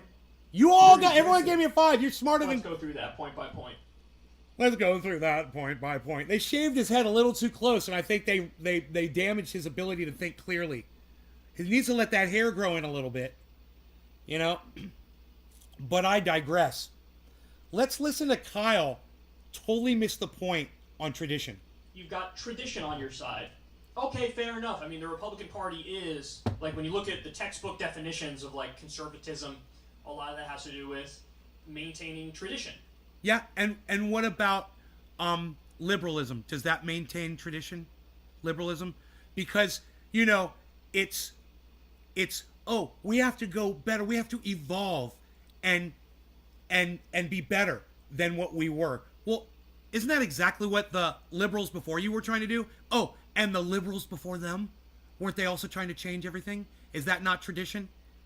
That very activity of trying to change government is the whole foundation of your tradition.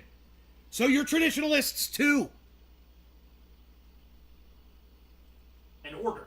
You know, like keeping things relatively similar to how they are right now. Like maintain our way of life type stuff. So sure. You got it. Republican. Maintain our way of life. Yeah, our way of life is to make things better for everybody. That's what the liberals say, right? We want to make things better. We want to change things, but we want to make it and make things better. And that's what the ones before you said too. And that's what the ones before them said too. And that's what the ones before them said too. All the liberals. They've always said that. Huh. Isn't that like tradition? That's like the tradition of being a liberal, is to try to change the government, make it better? Because have tradition on their side, on the Democratic side or the left side, it is more about progress and change. Right. And let's bring in something new and better. That's So their fair enough, tradition. You guys do have tradition on your side. No. Now, what's the definition of tradition? Let's look it up. Okay, Google. Tradition definition.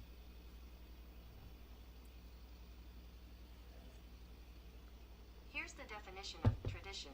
The transmission of customs or beliefs from generation to generation, or the fact of being passed on in this way.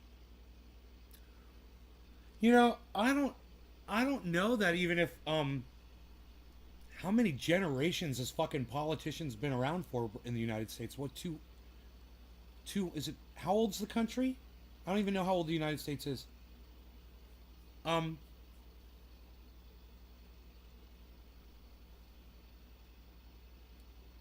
It hasn't been around long enough to be past one generation. So how traditional is that? Right? Think about that. You said generation to generation. Okay.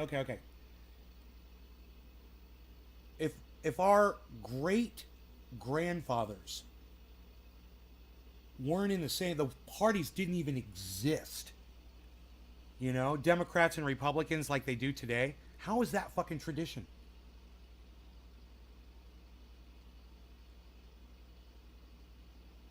It doesn't even make sense. It's such a straw man piece of shit argument. And Kyle just totally misses it. He just doesn't see it like that at all.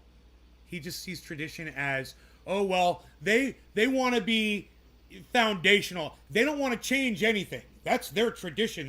Their tradition can be changed too. Change can be a part of your tradition. And I think Kyle gives a point to Jordan Peterson where he doesn't deserve that point at all. He's everything that Jordan Peterson says doesn't make sense, man. I mean, they're not solid points ever. And most of them are exactly the opposite of what he says. In fact, if you hunt them all down, every fact, non-fact that Jordan Peterson gives you, it turns out negating his point to begin with. It's a practice. It's a engagement in psychosis with that man. You know, when you listen to him, you realize how psychotic and hurt and fucked up he is, because he's literally using his ability to reason just to fuck everybody. And he knows what he's doing. That's the worst part.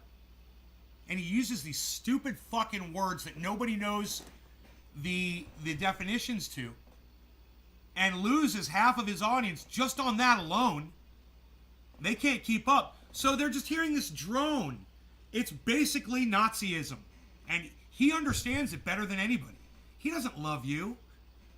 You know, when that guy is gone, the world's going to be a much better place, man. People like him are fucking toxic as fuck, man.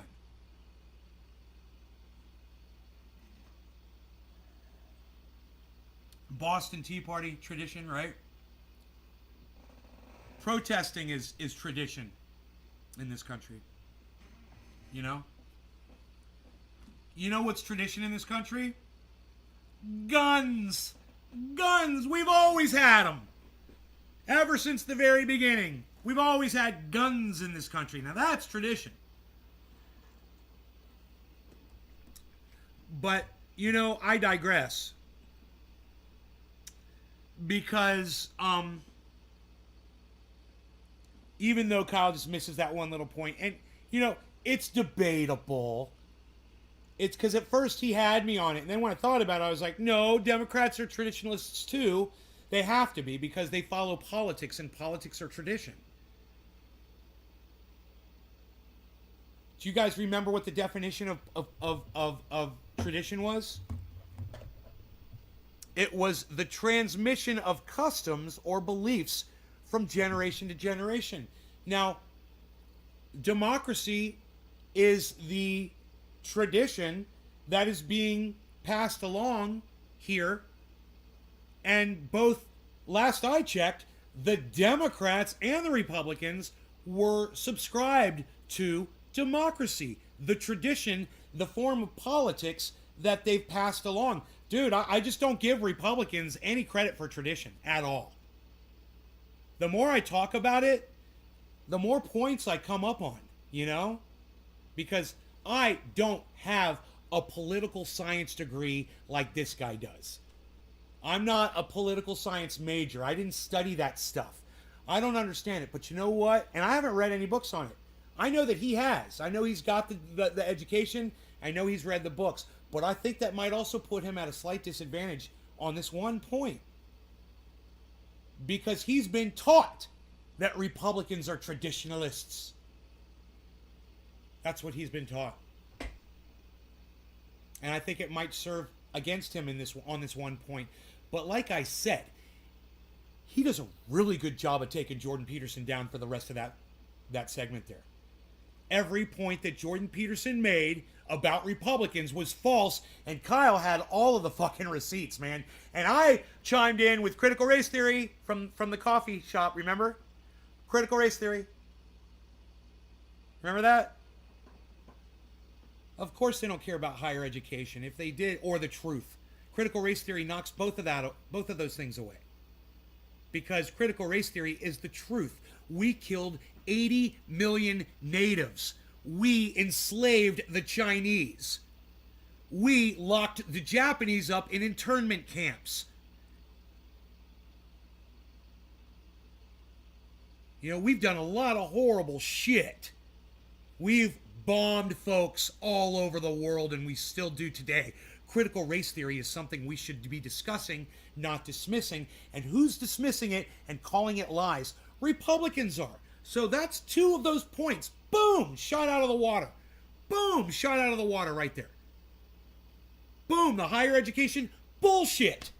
You know, just because it disagrees with your narrative doesn't mean it didn't happen. It doesn't mean you should fucking control the flow of that information. You're idiots for trying to. I thought you were First Amendment right, motherfuckers. Oh, now we can't have critical race theory? What is it? Is it First Amendment, my right to free speech, or is it no critical race theory? You can't talk about that. Fuck you. Fuck these Republic cucks. Fuck them all. You know?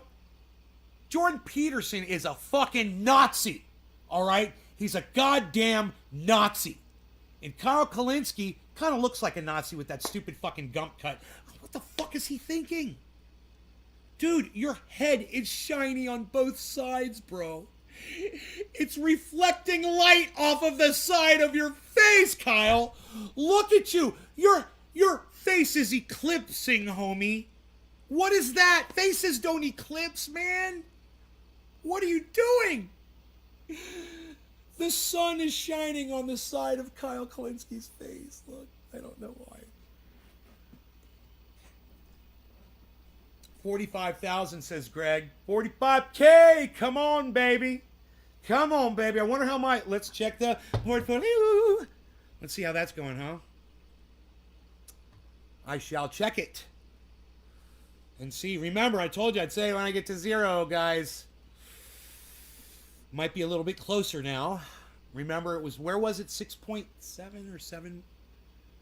Somewhere around the 7-ish, 6-ish area. My portfolio negative percent. So we'll check right now. We're checking it. We're gonna check it. The portfolio is at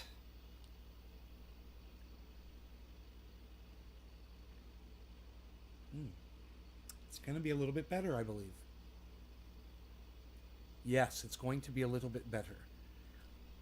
Wow, guys, it's at negative 5.8%. My portfolio. All right.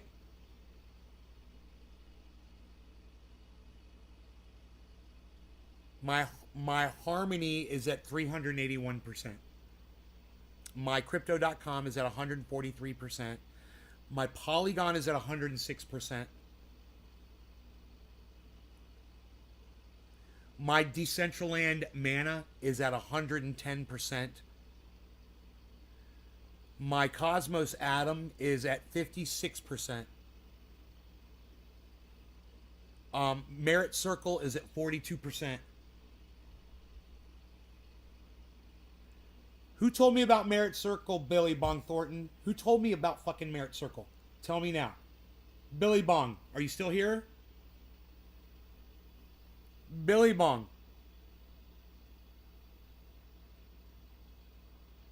Merit Circle. $300 you've made me on Merit Circle. I put down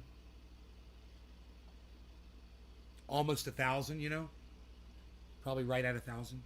I've made $300 on that $1,000, bro.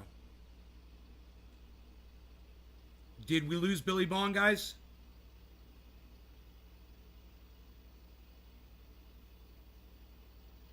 Avalanche AVAX, guys, is at mine is at 57%.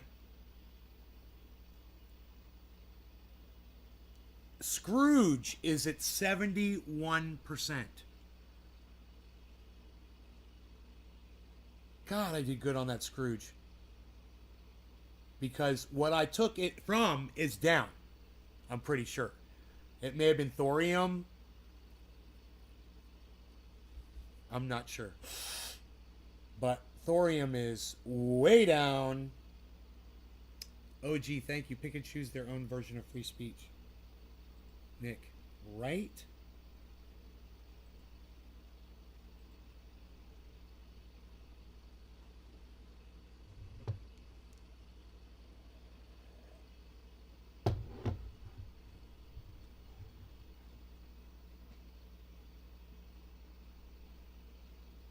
So, this is what a piece of shit Dwayne The Rock is. Johnson. He initially defended Joe Rogan, and then someone pointed out to him that Rogan had previously used the N-word in previous podcasts, and then The Rock has taken his support away from Joe Rogan now. That's what a piece of shit he is. Thanks for speaking out, pal. Sit down. Shut up. Sit down, shut up, you. Opinion. Don't pretend you don't know what Joe Rogan is all about. Maybe we should watch the video that accompanies this. Wow, I didn't even think about that. We read the whole article, but we didn't watch the video. And I wonder what the video is going to be. And the video won't play because, you know, some re-engineer.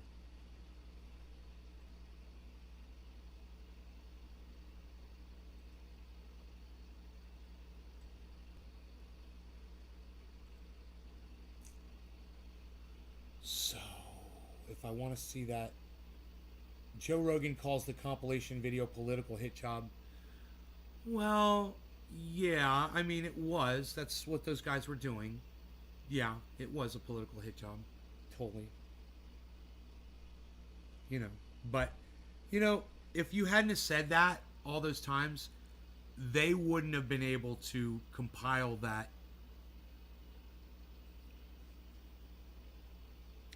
video of you saying that over and over and over and over and over again. And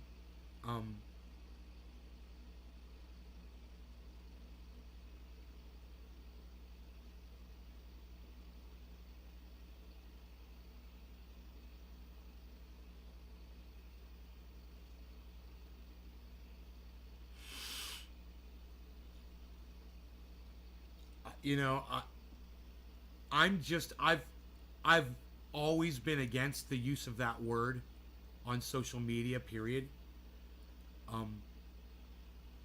I've always looked at it that way ever since I got on social media. And when I've seen people using it on my show in their names and YouTube allows it, I've always blocked them. You know, I can show you the blocked names in my block list.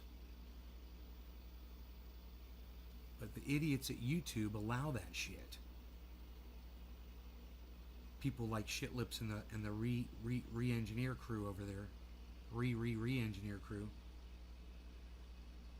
I'm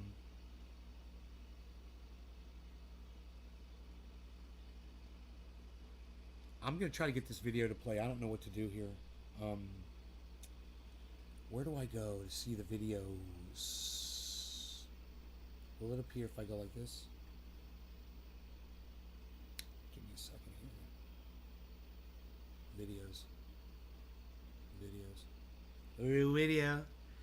If we just want to get 14,568 votes, you can just get me those votes. Can we just find 14,568 votes? Videos. No.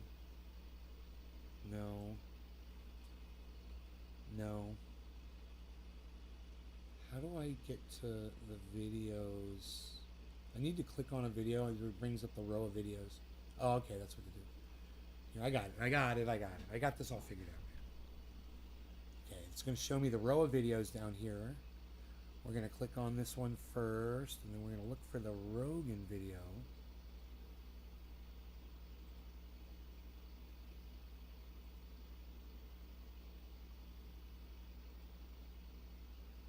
The Rogan video is not popping up. They may have pulled down. Sometimes they do that. Sometimes they'll realize what a bunch of fools they are, and they'll pull a stupid fucking video down. Yeah, it's not coming up under the videos. Huh.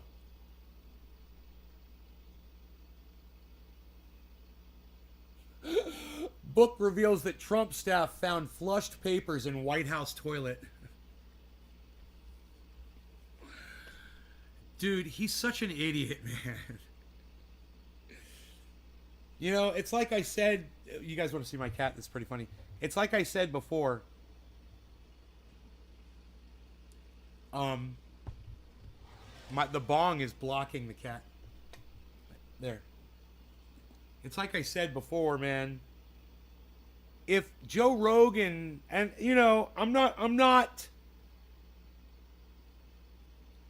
pulling my support from Joe Rogan's right to free speech at all here, guys, just so you know. But I'm saying if Joe Rogan hadn't used that word repeatedly on his podcast for whatever stupid rationalization he had, knowing even 11 years ago that hit job videos existed.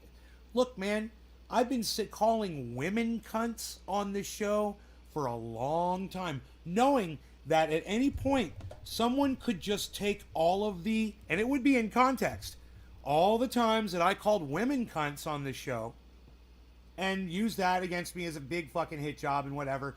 And I've made sure to provide plenty of opportunities for anybody that wanted to do that to compile a video like that and throw it out there against me. I've let my own words curse me. I understand. I've done it plenty of times. I don't fucking care. But I knew that it could happen. For Joe Rogan to act like he's shocked this was some kind of a hit job, bro, you gave them the material. And it's almost like you're like me. Like you felt like, hey man, maybe that's someday that'll work in my favor. Maybe it did, Joe. But those aren't the kinds of fans that I want. You know? I want the kind of fan that goes, whoa, Nate, you just called a woman a cunt, bro. That's so disrespectful. You sexist motherfucker. And I go, whoa, bro, you're a fucking cunt too. And he's like, oh, so it's not just women. Oh, I got you. Okay, you just say cunt a lot. Yeah, I say cunt a lot. I'm not a sexist. I say cunt a lot. Say cunt a lot. Hey, we're going across the desert with a cunt a lot. Here we go on top of our horses. Sir cunt a lot. Hi, you're a cunt, and you're a cunt, and you are a cunt too. I am Sir cunt a lot, going across the desert now with you. Sir cunt a lot. What the fuck is that, Sir cunt a lot? Dude, you guys see my kitty cat? I don't know if that's just a tree. I don't think you can see my cat. That's just a tree. Hold on. I'm like, look at my cat. You guys can't see my fucking cat. I'm like, what am I thinking here? You guys can't see my cat. I'm pointing at nothing.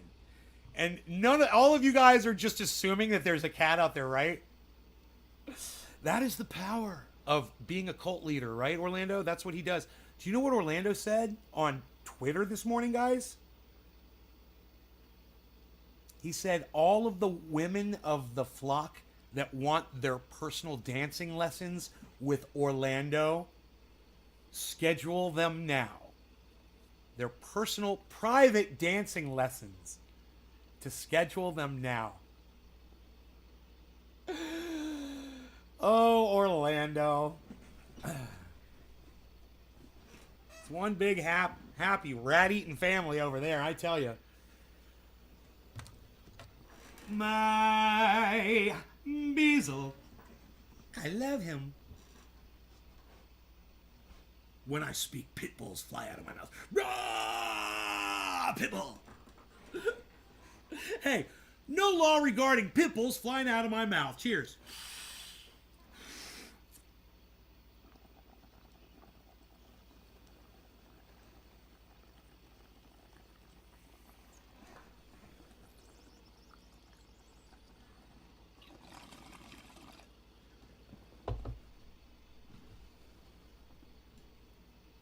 What's up, Arlie?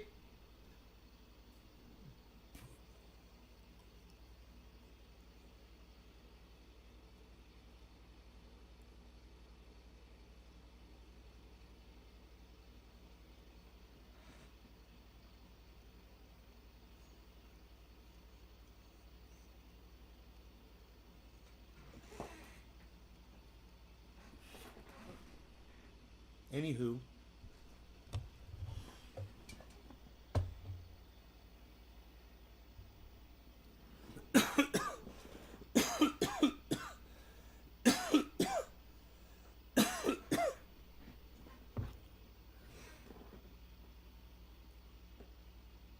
Oh my God. Trump routine was to tear up his presidential notes of meetings. Yeah. Sir Cunt-a-lot. Where's the pussycat? Orlando and the Rat Pack. Damn, I just swallowed my hit. That tweet you sent out about a guy giving you advice on cooking after eating barbecue rats? Yeah, that's Orlando sent. Did you see the picture, Doc, of the barbecue rats? I got it here on my desktop if you want to see the barbecue rats, bro. It is one of the most vulgar photos I've ever seen in my entire life. But you know what I tell people to prepare them for it? Before I show it to them? I got a whole thing, bro. Check this out. All right. We're in China. Hanging out, chilling. We went to China. And we're going to check out a wet market. All right? And we're all together. We're chilling. And we get to the wet market. And they got seafood. We're going to get some sushi. Say we're going there to grab some really fresh sushi. You know? So they got shit hanging. Crazy shit. Right? Things you've never seen before. But, you know, people from different countries eat different foods. Things that you might not be accustomed to seeing. So you look on one side and you see, you know, there's like snails and, you know, some sort of insect. You know, maybe people are eating, you know, some sort of a rodent, right? And then you look over on the other side.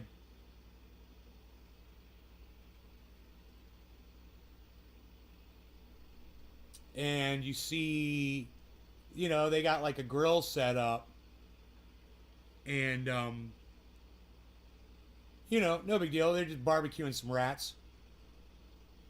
No big deal. They got some rats going. Some chicken sitting next to the rats. No big deal, bro. Just some fucking rats. We're in the wet market, bro. You know, oh, you're going to see all kinds of shit in here, right? That's how I warm you up to it. And this is the kind of thing that you would see in a wet market. You'd see a whole bunch of fucking rats, you know, or some kind of a rodent, all skinned and barbecued and something on a stick. And somebody walking by is like, yeah, I think I'll get one of those on a stick. You know, probably wouldn't cost you a lot of money. Orlando from Alabama sent me this photograph, and I assume that he took it himself. He said he'd offer me the chicken. Because if you look over there, you'll see there's a chicken in the middle. There's a chicken over there. I see it. Looks like a little roaster. Now, if there were a whole bunch of those sitting on that grill, now imagine that's all you see. You just see... This is one of our viewers, Steph. Now, he is... You might not know this about Orlando. He has a cult. They're called the Church of Jesus Christ, I believe. They're located in Alabama. He's got almost 300 members. And he offers all of his women in his flock private dancing lessons on Twitter this morning. Said to all the women of the flock, schedule your private dancing lessons with me. I don't know if that would be accompanied by some delicacies such as the ones here on screen. But, you know, this is the sort of, that's the sort of, I guess you would say,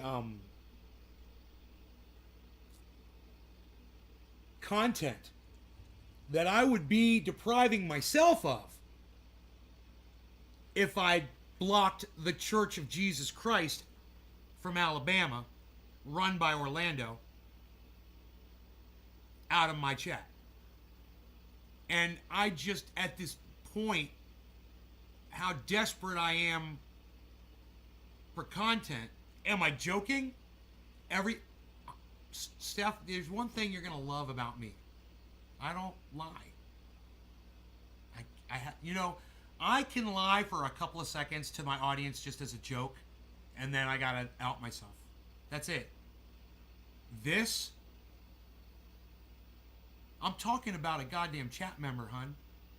I'm talking about Orlando. You've seen him in the chat, right? You know Gussie. You know his name is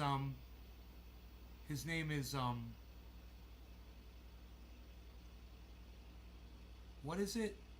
Prophet Orlando Bethel. I think he comes in with that name. Does he come in with the name Prophet Orlando Bethel? And then when he comes in, he types in all caps, I am the Lord Savior Jesus Christ. He says some shit like that.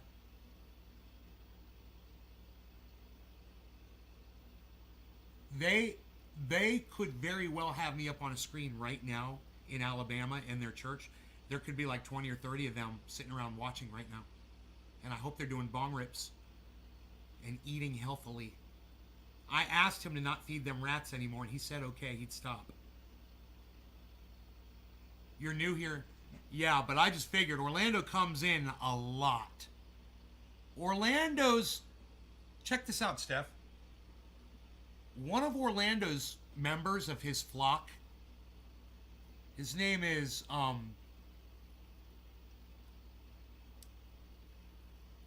I can't remember the guy's name, put $250,000 or so down on some Shiba Inu right before the market dropped. And I told Orlando, I was like, don't worry. I was like, it's going to be a while. I said, but when the market comes back, everything's going to be fine. Everything's going to be fine. He'll get his money. Do you know what these guys did? According to Orlando, they've started a lawsuit against a crypto corporation, Shiba Inu, I believe. I don't think it was Saitama. I think it was Shiba Inu. Yeah. Because the value of their crypto has gone down. And I said, what are you going to do when the value goes back up again? And then you start making money off that shit. What the fuck do you think? You're suing them because the value went down during a market crash? I got news for you, bro. Everybody's fucking crypto has gone down.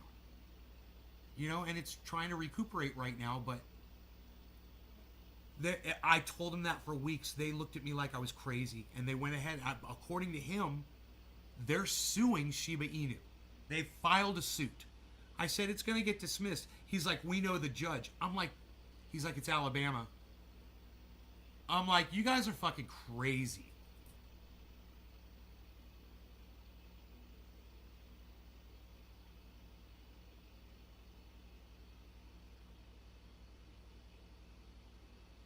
But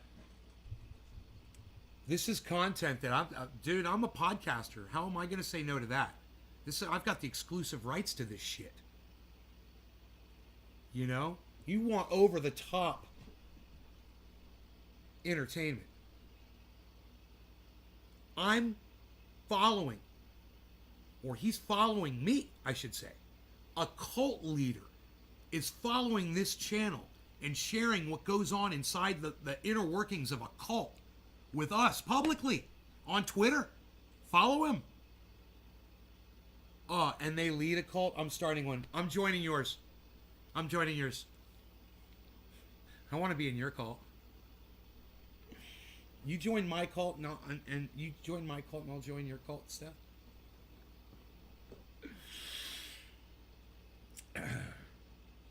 I always told my audience this is not what this is about. It's always a joke, you know. See, in all seriousness, I would never run for political office. I would never start a cult. I don't want to be in charge of people. You know, I like telling people how I feel about things, and I hope to fuck that I can convince them of how I feel, and if not, I'm okay with that. But I know that if I can convince them of how I feel about things, it'll make them more aware of everything in their lives, and they'll pay attention to everything, and they'll know who not to trust and who maybe to trust a little bit more, and they'll get that insight from me and take it and do with whatever they want. And you know, and I'll call those people out on their bullshit too, and hopefully they'll know that not everyone is right about everything. And I just wish the best for everybody, but you know, I don't want anyone out there to ever think that, you know, I have certain people in here and we behave a certain way or whatever. Like, some people don't understand the cannabism tisms for all thing. That was a religion, and there was a reason for that. It's a legitimate reason for that. It wasn't to start a cult. I did become a pastor. It was free. You do it on the internet. It's hilarious. Anybody can become a pastor for free on the internet, right? So you go on the internet, you find the service, you just fill out a form, you become a pastor. Okay? And, hey, I'm a pastor. Okay? So once you become a pastor of a church, you know, you gotta basically just name it and say who your God is. It's stupid. There's rules. So I came up with cannabism, and the God was cannabis, the plant.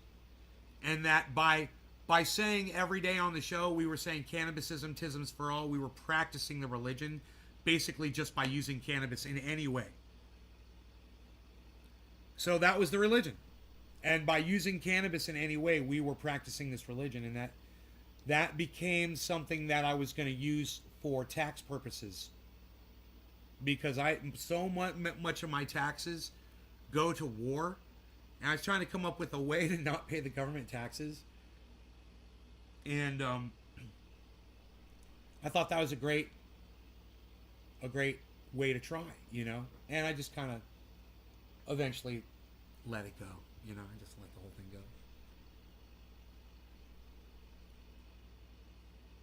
I remember you using that. I hope so. I fucking say it all the time, bro. I say it all the time. I'd say that for a reason, because it's still a goddamn religion. You know? It's just not one where I impose it on people. In fact, do you remember when we started it, what I said?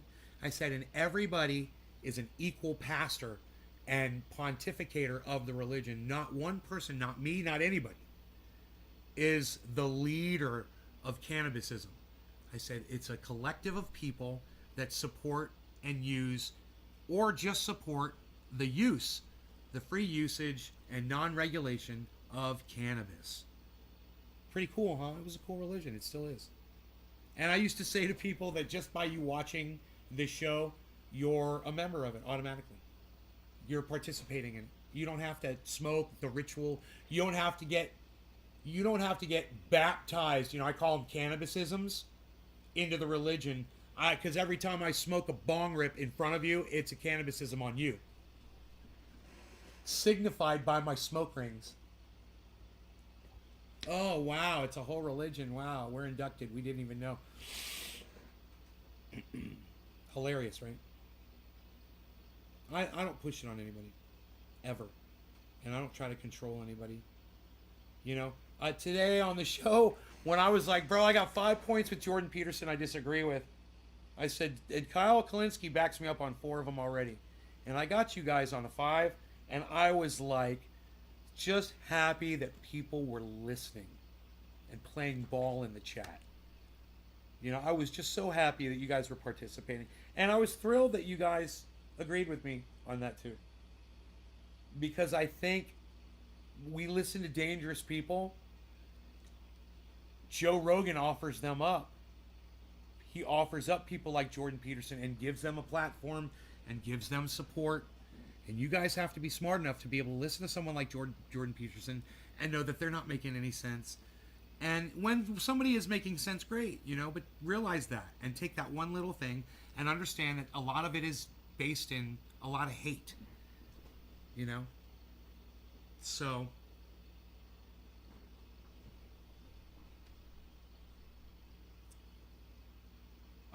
it took me a second time to realize there were 5 points.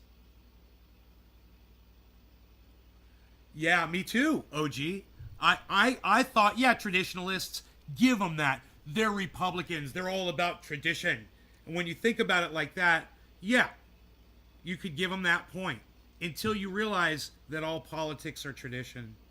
That liberalism is a tradition that's being passed on from liberal generation to liberal generation. My liberal parents passed their liberal beliefs on to me. My liberal grandparents passed their liberal beliefs on to my parents. Their liberalism was carried on traditionally.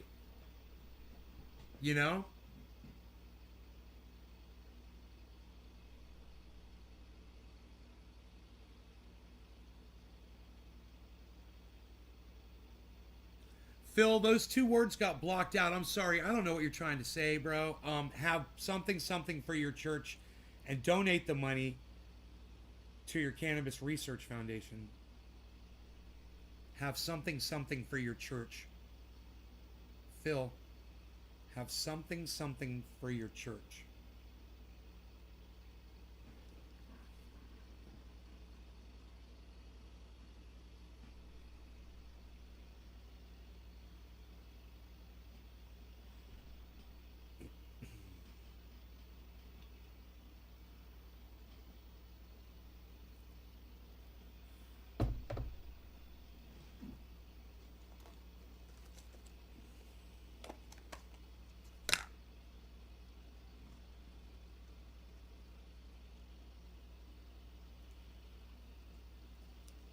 You guys want to hear Marjorie Taylor Greene cry about some shit? Because I hate both Nancy Pelosi and Marjorie Taylor Greene. And if one of them is pissing the other one off, then that's a bonus.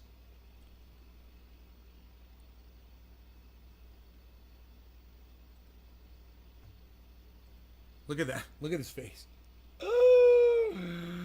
Oh my God. Come on. He's yours now. We got your car, sweet. You're welcome. I mute the commercials for you, so you don't even have to deal with them. Look at that. Isn't that nice of me? What I'm doing for you? Look at me go. Go me. Go me. Hear that? I'm cheering on me, guys. You hear that? I said go me.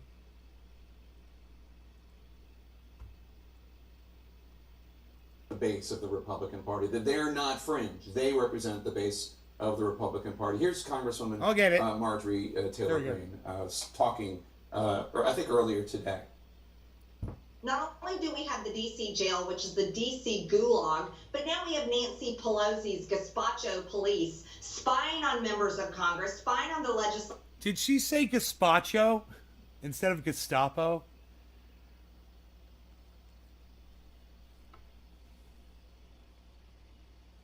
Gazpacho? Does that have something to do with fucking Nancy Pelosi or something? Is that supposed to be, or is that just her being a dumbass and not knowing how to say Gestapo? Did she not watch Hogan's Heroes when she was younger? Hogan! Not only do we have the D.C. jail, which is the D.C. gulag, but now we have Nancy Pelosi's gazpacho police spying on members of Congress, spying on the legislative work that we do, spying on our staff, and spying on American citizens that want to come talk to their representatives. This government has turned into something it was All right, never... so that's enough of that, but I mean...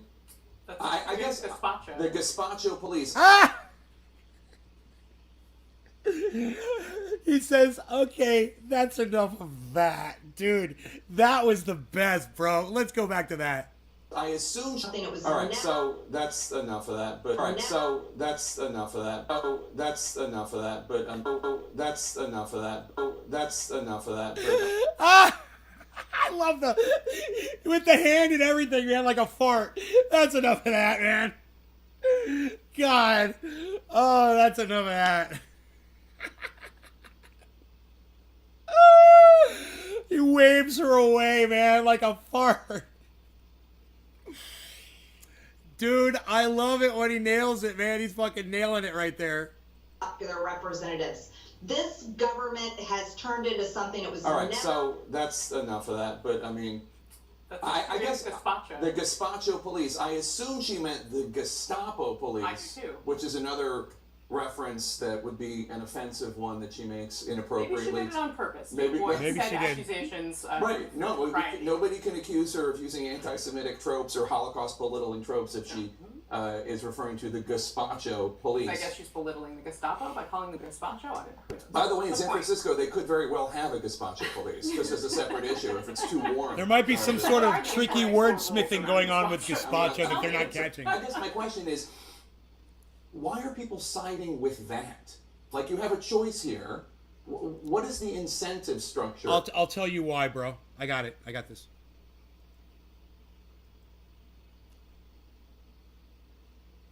It's because people like Nancy Pelosi game the system, become filthy rich from insider trading, ignore a floor vote, don't even put a vote up for Medicare for all so everyone can see who they should vote and not vote for. Not support Medicare for all.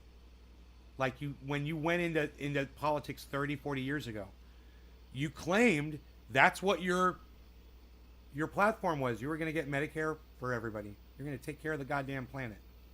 You haven't done dick. So it's really easy for people to side with a psycho like Marjorie Taylor Greene when the choice is fucking Nancy Pelosi or I almost said Nancy Reagan or Hillary Clinton, Joe Biden, fucking Kamala Harris. It's easy. Look what you're offering. I don't know if I care to hear anything else that's being said there. I think I've heard enough there on that subject. Let's maybe move on. That was interesting. What else do we got?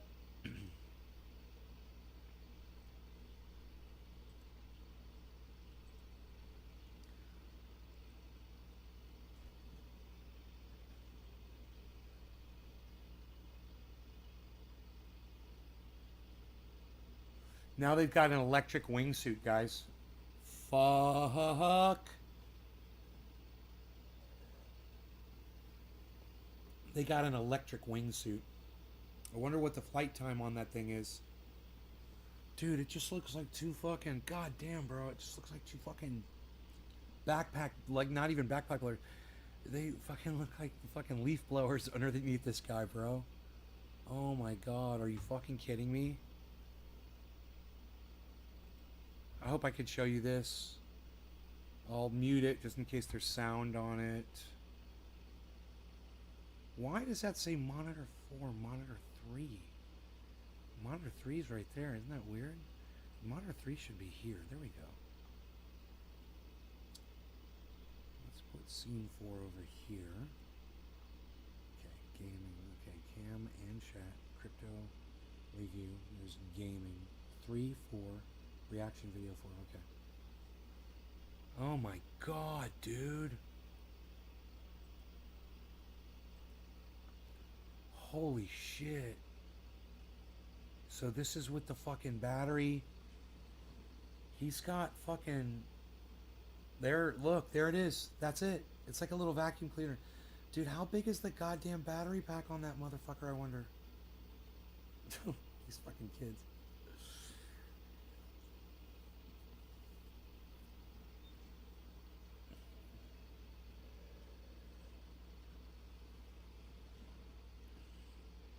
Isn't it Janet Yellen?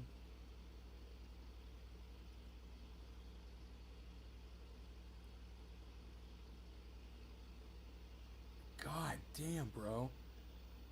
He's got to have a. You've got to. You can't land those on the ground, Ken. You got to have a parachute until you get this motor. Right? I bet the motor you can just land it on the ground, bro. Like a jetpack, as long as you don't run out of battery power. You don't want to run out of battery power.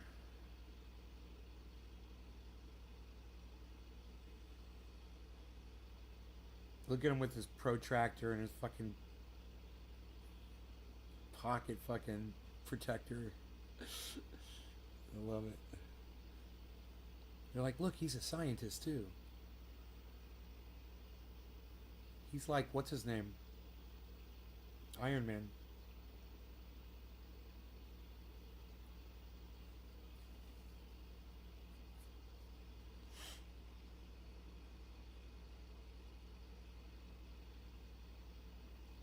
Look, I'm levitating.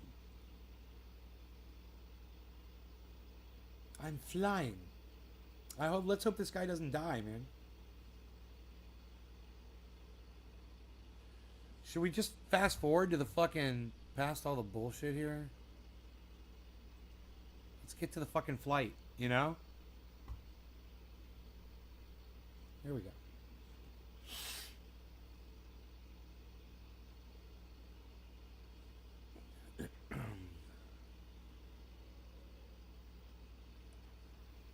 Okay, fans on. Now look, he goes up. The other guys went down. I love it. He's like, I'm going to go up here, man.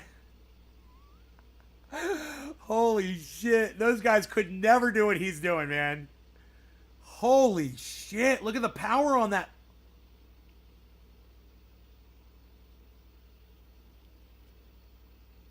I wonder how much of that was current and how much of that was lift from the power. How much power those things fucking give him, I wonder. Going up like that. 2 little tiny fans, bro. What do you guys think about this thing in the chat? Let me know.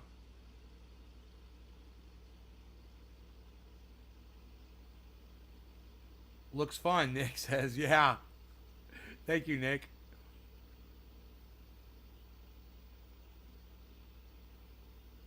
Jesus fucking Christ, dude. No, thank you. But, oh, he still had to open a parachute. Why didn't you land? You can't land with it. Oh, okay. Okay. So, what can you use that fucker to land, you know? I mean, yeah, you got to go up and fly around more. For how long, bro? A couple seconds? You got a couple seconds of flight time out of it? I mean, that's great and all, but what I'm saying is...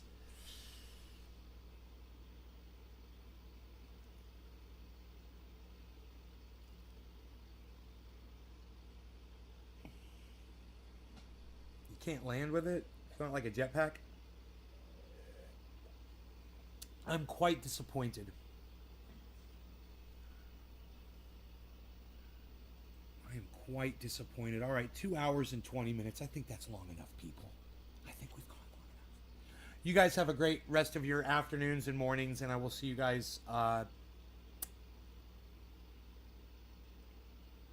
Who's the lady who got 800,000 when GameStop went down? I don't know. I don't know that stuff that you're asking me. I apologize for not knowing stuff. For you. Hey, the market's going upwards, guys. 45.3, and it's headed upwards. There is an upward trend from that giant dip. Now, we're not back where the dip started from. Oh, yeah, we're above where the dip started from. That's good. We're above the point where the dip happened on Bitcoin, not on Ethereum, but we are on Bitcoin. So Bitcoin should lead the rest of the market, man. Let's see. 45. Keep it open, keep it open. Ooh, look at that. 1, 2, 3. Keep it open. I like it. I like 3 keep it opens. That's the best just about I've ever seen when I'm shutting down a goddamn show. I still got Cafefe. Still I got Cafefe. 45,360. That's where we're at. On an upward, we're on an upward trend right now, guys. I don't know how long it's going to go up for. Usually when I say that, that's the big reversal for the day. But we are at plus 2.85%.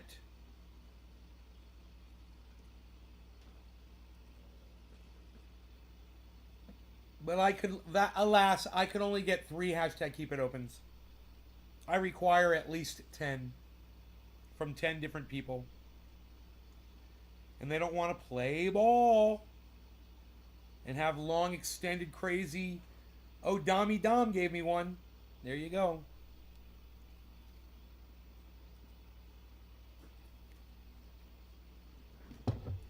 They don't want to play ball. OG gave me a hashtag keep it. No, you already gave me it. You already gave me one. Only one per person. One per person, guys. No cheating. No cheating. Judges say 45,444, 45,457, 45,464.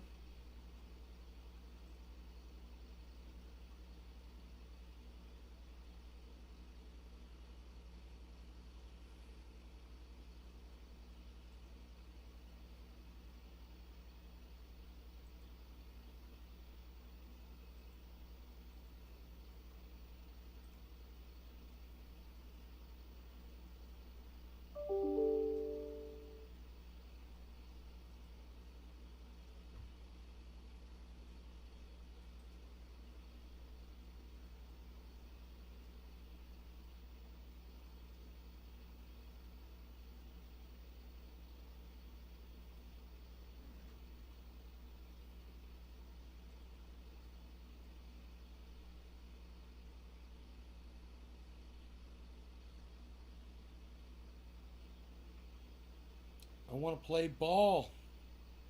Right? We all want to play ball, man.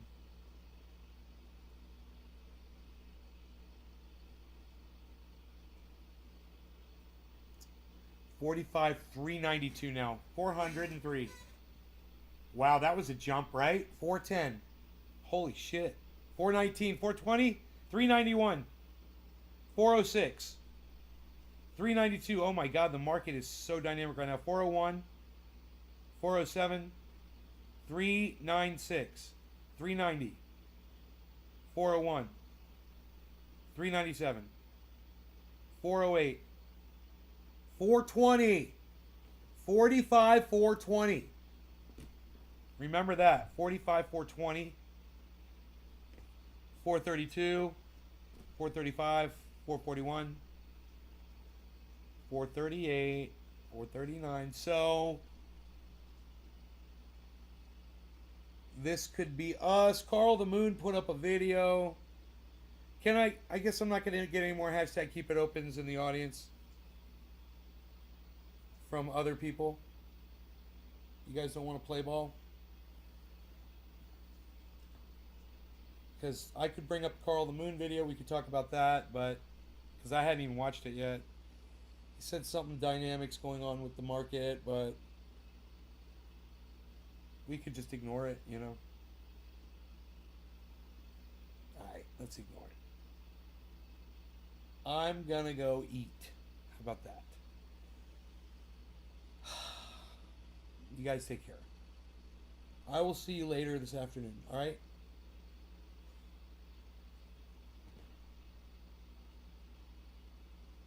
$45,560. Here's a spike. Look at that candle, guys.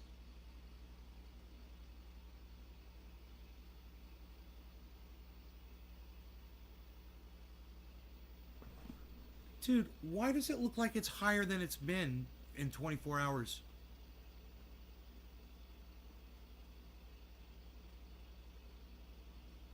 It says 45.7, 26.99 is the high now. We got it on this show, but was that a few minutes ago?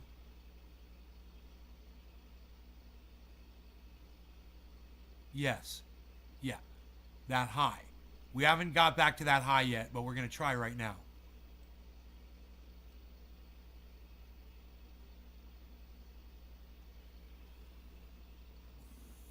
It's fucking trying right now.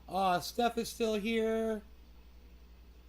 Steph didn't give me a hashtag keep it open. Come on, Steph. No. Come on, Steph. Hashtag keep it open. She's just saying bye and giving up. I'm so sad.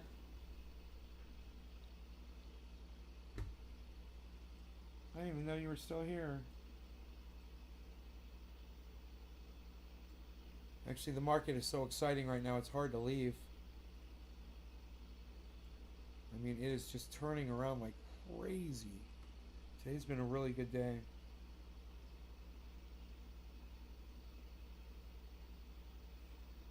Fucking look at Merit Circle is doing weird shit. You're working? Alright, you work. That's okay. I'm going to just say that you're giving me a hashtag. I'm on the speaker. I'm going to say that you're giving me a hashtag keep it open in spirit. And I'll stay. How about that? Oh, God. So, say Tom is negative 25%. Flocky's negative 10%. Uniswap is at $11.88.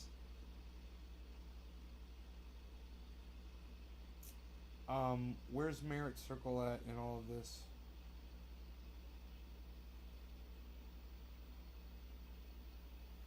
Merit Circle is at 1.27 positive percent. $3.20 Merit Circle.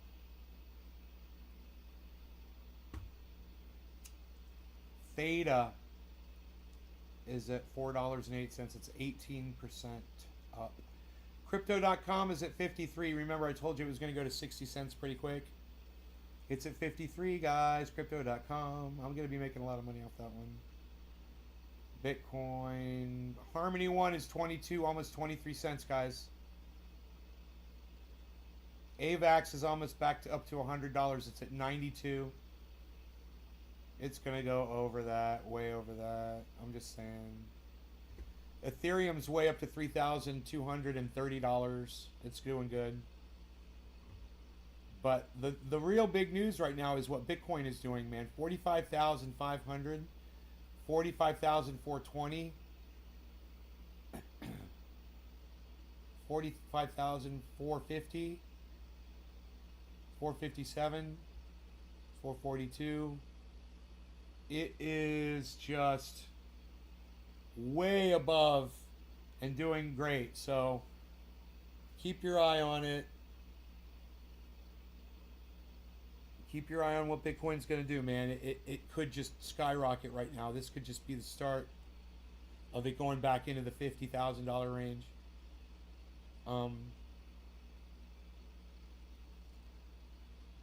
Bitcoin's only got to go up a little bit more for my portfolio to get to zero. I don't know, man. Maybe 47,000, 48,000. Something like that, I would think. Maybe a little bit more, I can't remember.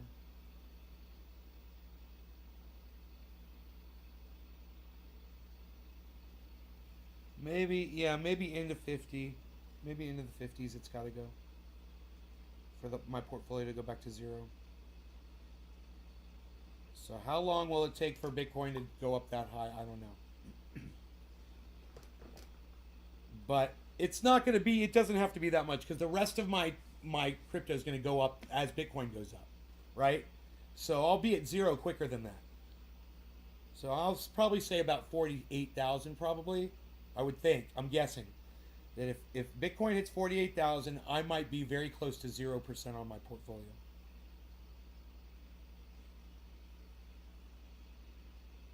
So, I don't know. I might work on my taxes today.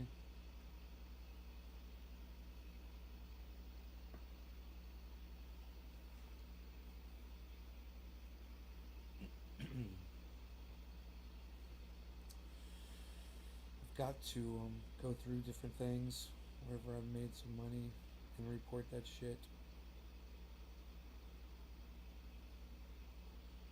And we're getting some activity over here. What's going on? Matic, Sandbox. Even Ethereum is looking like there's a lot of power right. Ooh. Yeah.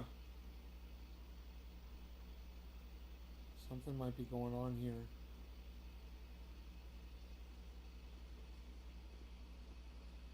Let's see. Nope.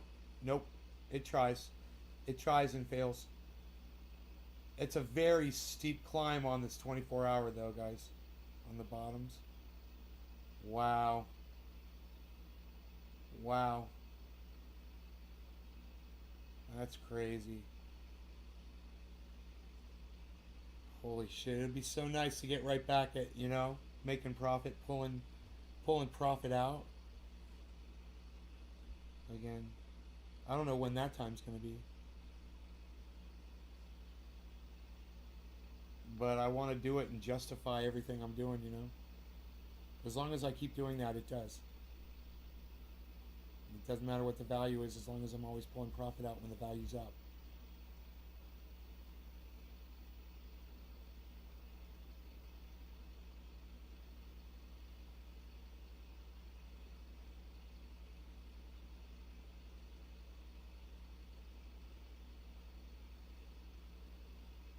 I wonder why Saitama dropped so bad today. That's terrible, man.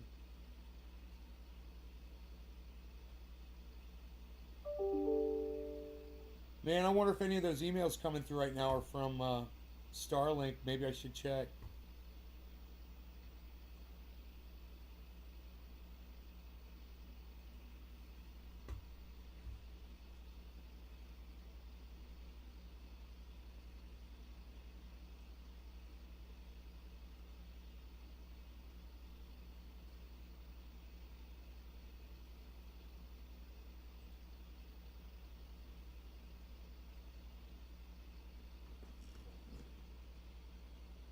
No.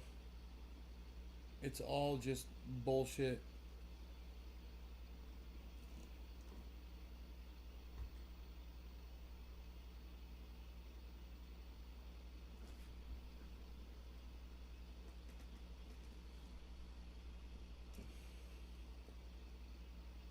These motherfuckers email me every fucking day. Yeah, unsubscribe, you bitches. You know, maybe if you wouldn't fucking email me every day, I wouldn't unsubscribe from your email list.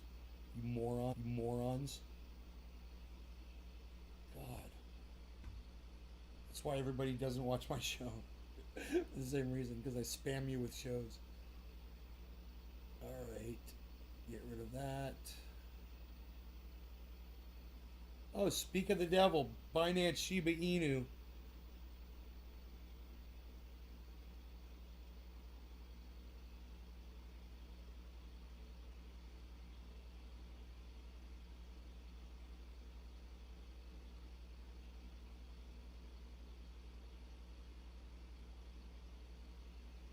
What? What is fucking Binance Shiba Inu?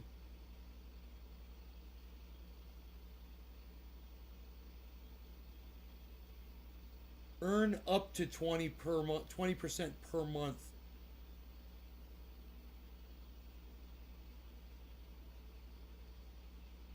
The first coin to reward its holders with free Binance. This means every time you check your wallet, you're going to see more rewards in Binance. Earn up to 20% per month just for holding Binance Shiba Inu. Oh, they're going to give you up to. I wonder what the up to is, you know? How much you have to have or what the fucking conditions are. They're promising a lot and not telling you the fucking specifics. Fucking like everything. on the goddamn internet. Fuck Shiba Inu. And fuck Binance.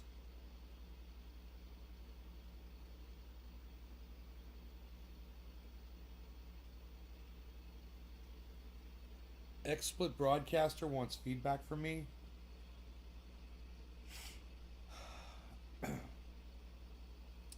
You've always taken up too much of my processor, man.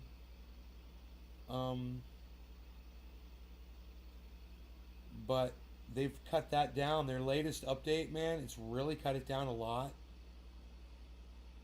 It's using 50%. Well, 50% of my processor is being used right now. Not all by that. Yeah, I'm out of kafefe. Wah, wah, no kafefe. Wah. Nah. Kind of hungry. No kafefe. My bezel makes me happy, though. My bezel. Oh, bezel. He moved. Did you see that?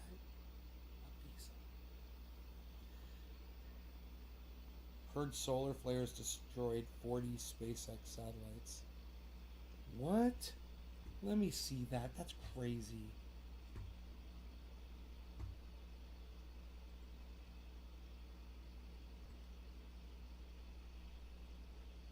SpaceX satellites destroyed by solar flares.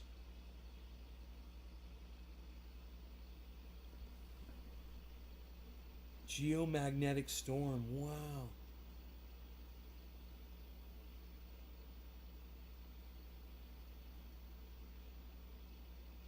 Dude, it's all over the news. Oh my God, 40 of 49 new. Dude, this is my internet provider.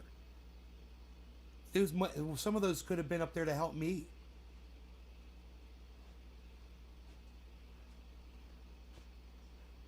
They fell back towards Earth. Dude, 40 satellites are going to hit the Earth, man? Are any of them going to hit goddamn land? Or are they all going to break up? What's up, itchy ears in the morning? How's it going? Hello. Good morning. He's just now waking up, guys. He has not been outside yet. What time is it? Freaking 9 a.m. This dog, bro, I'm telling you, man. He's been inside all day. Come on, bees. You want me to turn on Robo Doggy? It's a visa. Robo doggy.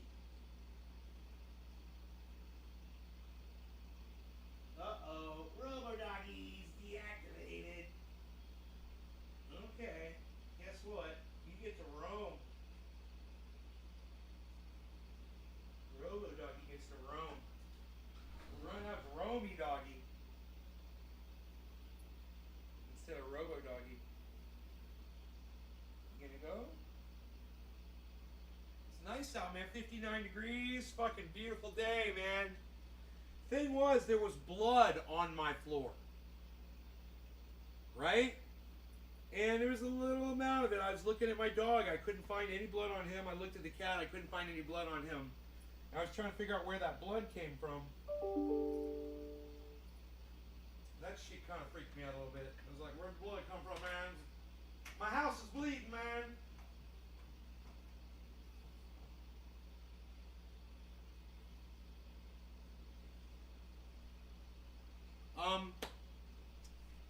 Yeah, so Rogie doesn't have his tracker on.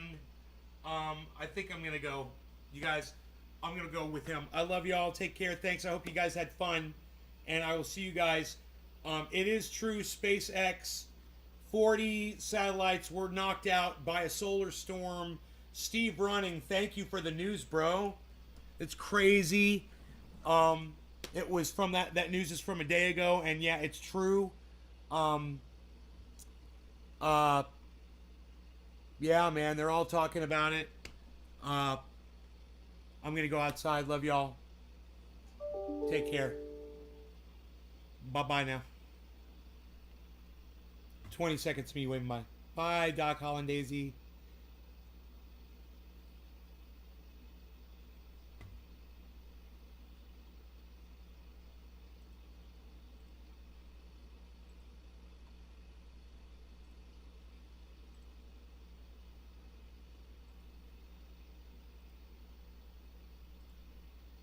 Bye, guys.